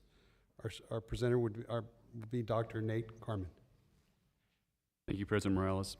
Here we're asking the board for authorization to go out for some architectural consultant services. You're all aware that we had the new 16 auxiliary gyms built at our elementary campuses. And what I'm asking here is for an architect to be able to come through, do a feasibility study or an analysis of the existing spaces, and determine the possibility or feasibility of retrofitting restrooms and water fountains into these facilities. It was not originally part of the bond program, but I think now that we're in there, we're using them. I believe it would be in the best interest for us at least to consider. And so a first step would be to have these buildings looked at to see if it's possible, either retrofitting a storage room, or if that's not large enough for an ADA compliant restroom, then adding on to these buildings. Question. Mr. Nahara, go ahead. It would seem to me like this item is similar to the one that's just previous, so why are we not going for an RFQ or a CSP? Wouldn't that be the way to go?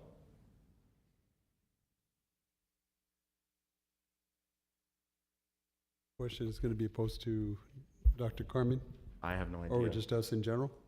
And I totally agree with you, and my concern or my question was, this was back in 2017 when we did a bond.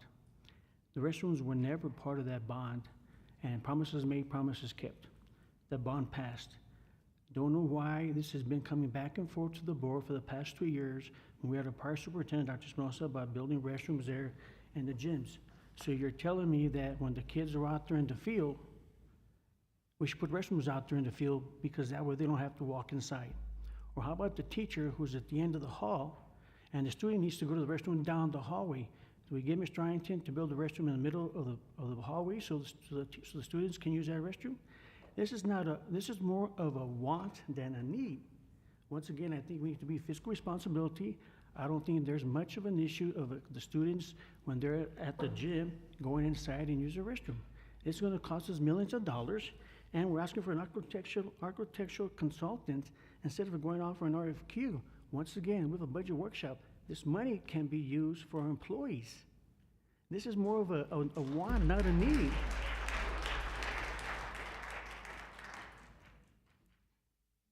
Well, I beg to differ, and the reason why I say that is being a previous physical education teacher and a coach, having to do physical education in facilities without a restroom nor water is in my opinion, wasn't thought out properly.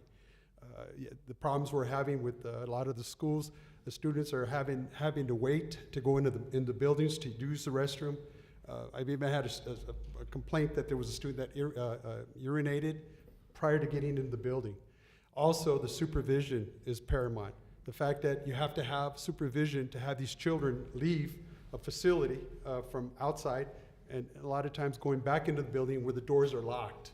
I don't know if you realize the doors have to be locked during school hours, so therefore a student could be locked out, not being able to get in the restroom, urinate on themselves, and we'll have more issues in that way.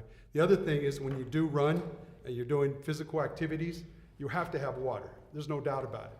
And these facilities, for whatever reasons they were built, that wasn't thought out properly. There should have been water, running water, drinking fountains, and restrooms, and nothing else for the safety of the students. And therefore the teachers and the physical education teachers and coaches also, that takes the liability from them not having to supervise or having another student take them, or whatever case that they'll have to have these students properly escorted into the restrooms, which sometimes they're locked out. So that there is a good reason for this.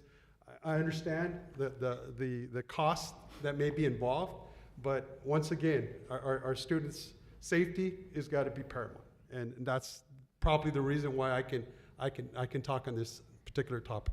Well, I can also talk on this particular topic. I used to be a PE coach myself too many years ago, and I don't think nothing changed. When the students were out there in the field, we're talking about maybe 30 minutes or 45 minutes. I don't think it's been an issue. I think, like Mr. Nahara mentioned, if we go out for an RFQ, will be a lot better, see what's going to cost us instead of going out for an architectural consultant. Once again, I believe this is more of a want than a need. It's a need, it's not It's a a need. want. I mean, the kids gotta use the Children need it. restroom. I mean, as it is, if you actually look at the statistics, a lot of people, probably most of us up here are actually dehydrated. If they were to actually check us, they would actually say we're dehydrated. I mean, you have to pound enough water to be considered hydrated. So, I mean, we're gonna send the kids out in this hot sun, or even cold. When it's cold, your body's just burning just as much fuel, if not even more, to stay warm.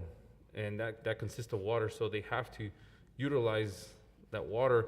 And as they're moving, they have to use a restroom. And I agree with Mr. Morales. You know, God forbid that the child has an accident, the parent has to come to school, bring a change of clothes.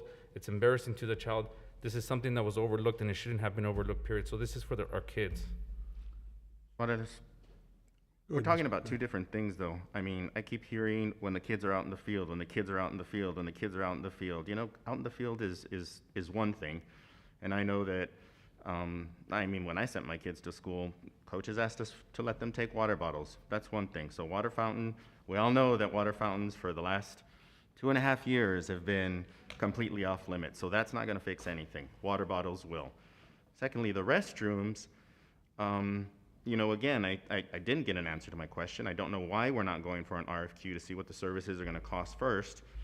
you know, going out here like this, the way it's posted on the agenda at least, and if I'm wrong, please correct me, but to me, this sounds like a blank check to get architectural consultant services at whatever cost it's gonna be. We should be making informed decisions.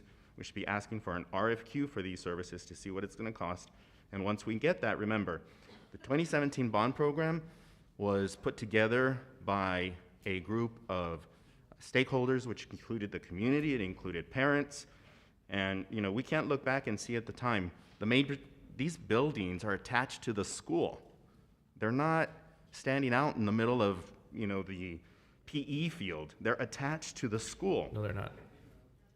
They're not next to the school? You said attached. They're not attached. Okay, but they're also not sitting on the other side of the campus either. You know, I mean, Mr. Guerra had a great point. If you're going to the restroom and you happen to be in the last class, you're gonna walk all the way across the hall. You know, so it's not, you know, but either way, we're talking about 16 different restrooms. The way to go about that is a bond, not trying to figure out how we're gonna, you know, redirect money from one point to the other. This is gonna be expensive, and still, we need an RFQ for these services, not trying to do it this way. Just, Mr. Nahara, just to clarify, not all of these facilities are gonna need the restrooms, because some of the buildings are there's close proximity to restrooms from some of the facilities, not all of them this pertains to, but there are some that the restrooms are remote and difficult to get to during that the phys ed or the activities they have during that time. So these are all, I've probably been to at least 10 of them, so I can honestly tell you, of those 10, 4 of those may not need a restroom. So that's probably why it's a good idea for us to do a look at this, having an architect come out and looking to see which ones are going to be, and then coming back to determine, you know, how we're going to address it in the future. But the agenda item says 16. To review the 16 gyms. About the other ones, because some of the other schools, this concept was based on existing schools. I can tell you, my kids went to Horizon Heights, and I don't think there's a restroom in there. Inside that auxiliary gym, it's outside. I mean, and it's outside the hallway, not, you know, inside that same building. Are you talking about the new multi-purpose facility? Horizon Heights had a new one? Yes. There's also 7 portables there. The 7 portables, they have to share the restroom adjacent to the building. So there's those 7 portables plus the new multi-purpose auxiliary gym. They're all sharing that one restroom to the left, to that I would say to the north side of the school. I still don't, I mean, again, we should be going for an RFQ. It does say 16. You know, I remember not too long ago, we were talking about dated restrooms in other areas. That seemed to be more of a pressing need, and yet now we're here with the auxiliary gyms. I still haven't heard, how come we're not going for an RFQ? And I agree with you. I don't see what is the rush at the moment. Do we go an RFQ, take our time, look at the pricing, because we don't have a blank check, like Mr. Nahara mentioned. I would like to go for an RFQ before we start going out with architectural consultants. Any other questions? Anything? Any more? Do we have a motion here? Make a motion to solicit for architectural consultant services to review the 16 auxiliary gyms under the 2017 bond program, to include general architectural services for review program, designate and construction services. Second. I have a motion by Mr. Richard Castellano and a second by Mr. Pablo Barrera. All those in favor? Aye. Aye. All those opposed? Aye. Aye. The motion carries 4-3. We'll move on to the next item, item D, discussion and possible action to issue a request for qualifications RFQ for legal counsel. Our presenter, Dr. Nate Carmen. Thank you, President Morales. The request to put this on here was made during the executive committee review of the agenda and the discussion that took place, and certainly any of the 3 officers can elaborate But the discussion that took place was that with new board members, with new board officers, and now hiring a superintendent, feel like it was a good time to go ahead and review, post the RFQ, review legal services, and make a decision on how to proceed now instead of waiting until the September timeline, September 2022. I do have a question. Mr. Carmen, you're the presenter for this topic, and I'm kind of curious because you really started in our district, and I don't want to call you out, sir. I don't want to do it at all, but the contract is not going to expire from Blanco until September. Why are we trying to move it right now within the 6 months? Which other board members had mentioned it that they would like to go for an RFQ? In that executive committee meeting, sir, all three board officers stated that they would like to have that on the agenda for consideration.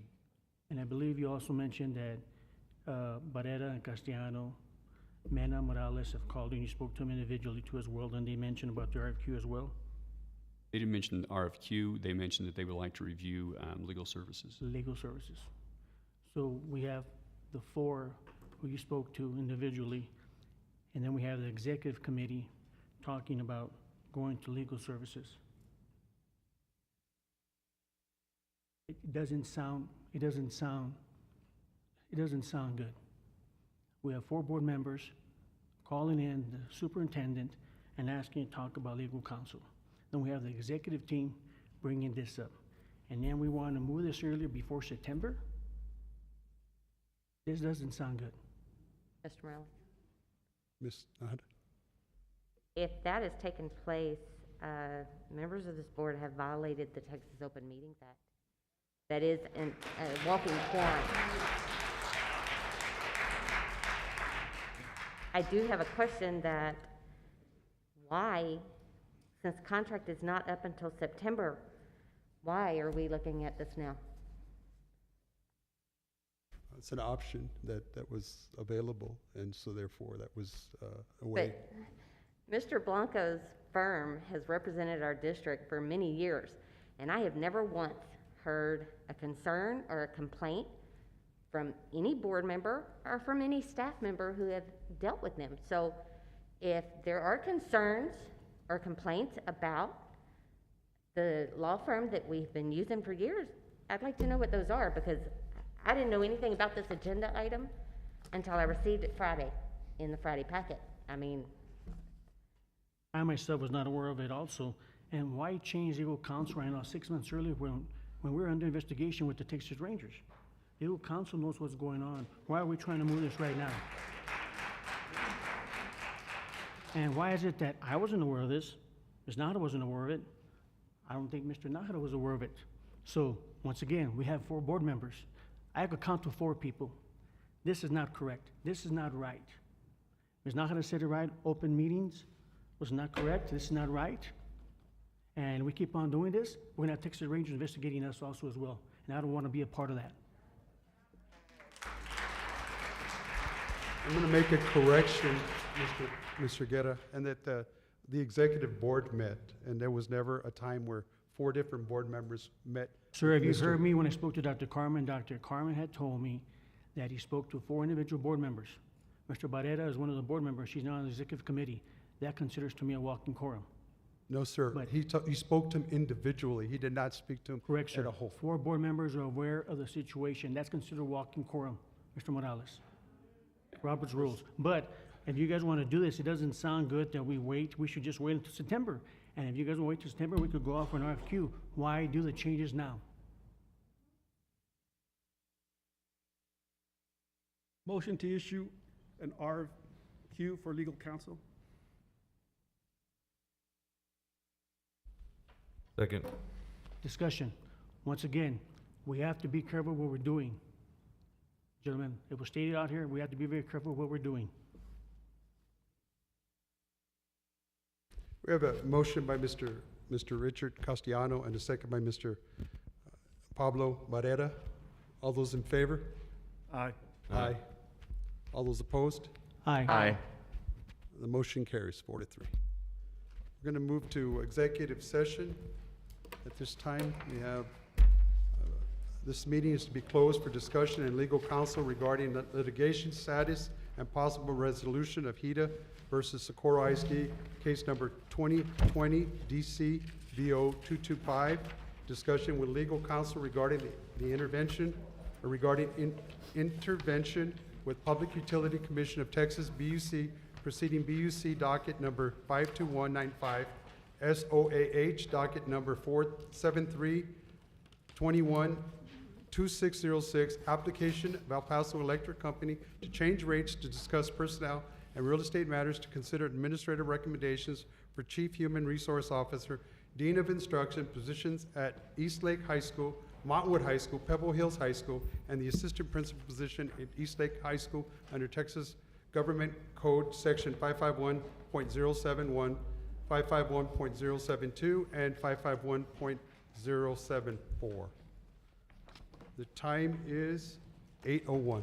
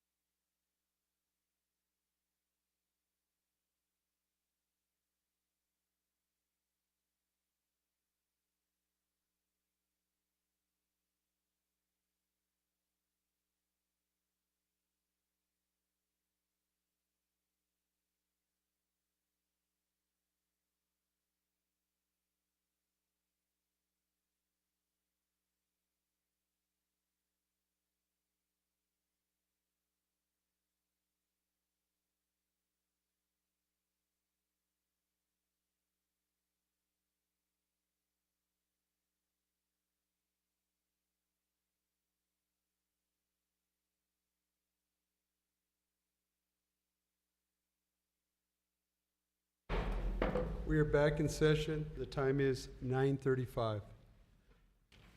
Got item 11A, under new business, discussion and possible action to approve proposed resolution of HIDA versus Socorro ISD, cause number 2020 DCVO 225. Ms. Mata, Priscilla Mata, thank you. Good evening, Board President Morales, Superintendent Dr. Carmen, and board members. So the recommendation for this item tonight is to approve the resolution as discussed in closed session. I'm happy to entertain any questions if you have any. Otherwise, that's the recommended motion. So move. Second. No further discussion. We have a motion by Mr. Nahara and a second by Ms. Nahara. All those in favor? Aye. Aye. All those opposed? Abstain. Motion carries. Thank you. Next item, 11B, discussion and possible action related to intervention in Public Utility Commission of Texas, proceeding PUC docket number 52195, SOAH docket number 473-21-2606, application of El Paso Electric Company to change rates. Our presenter would have been Ms. Mata. We're going to have any discussion on that? No? No? Will you?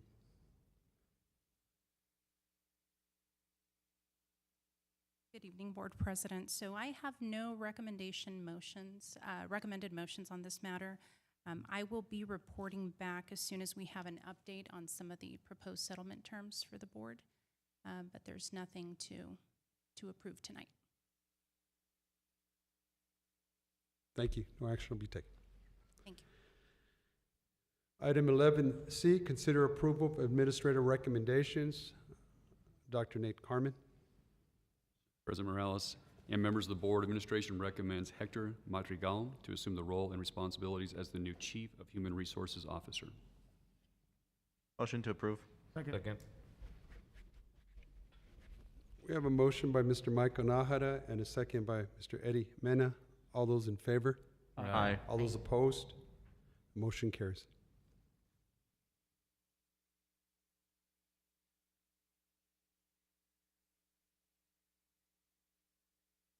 Our next position, Dean of Instruction for Eastlake High School, Montwood High School, and Pebble Hills High School. Dr. Carmen. President Morales and members of the board, administration recommends Emma Romero to assume the role and responsibilities as the new Dean of Instruction of Eastlake High School. Motion to approve. Second. We have a motion by Mr. Eddie Mena and a second by Mr. Michael Nahara. All those in favor? Aye. All those opposed? The motion carries. President Morales and members of the board, administration recommends Cassandra Hernandez to assume the role and responsibilities as the new Dean of Instruction of Montwood High School. Motion to approve. Second. We have a motion by Mr. Pablo Barrera and a second by Mr. Eddie Mena. All those in favor? Aye. All those opposed? The motion carries. President Morales and members of the board, administration recommends Lorena Gomez to assume the role and responsibilities as the new Dean of Instruction of Pebble Hills High School. Motion to approve. Second. Once again, we have a motion by Mr. Michael Nahara and a second by Mr. Pablo Barrera. All those in favor? Aye. All those opposed? The motion carries. And finally, 3, Assistant Principal, Eastlake High School. President Morales and members of the board, administration recommends Esther Valle to assume the role and responsibilities as the new Assistant Principal of Eastlake High School. Motion to approve. Second. We have a motion by Mr. Eddie Mena and a second by Mr. Pablo Barrera. All those in favor? Aye. Aye. All those opposed? The motion carries. If there is no further business for this board, the meeting is adjourned. The time is 9:40.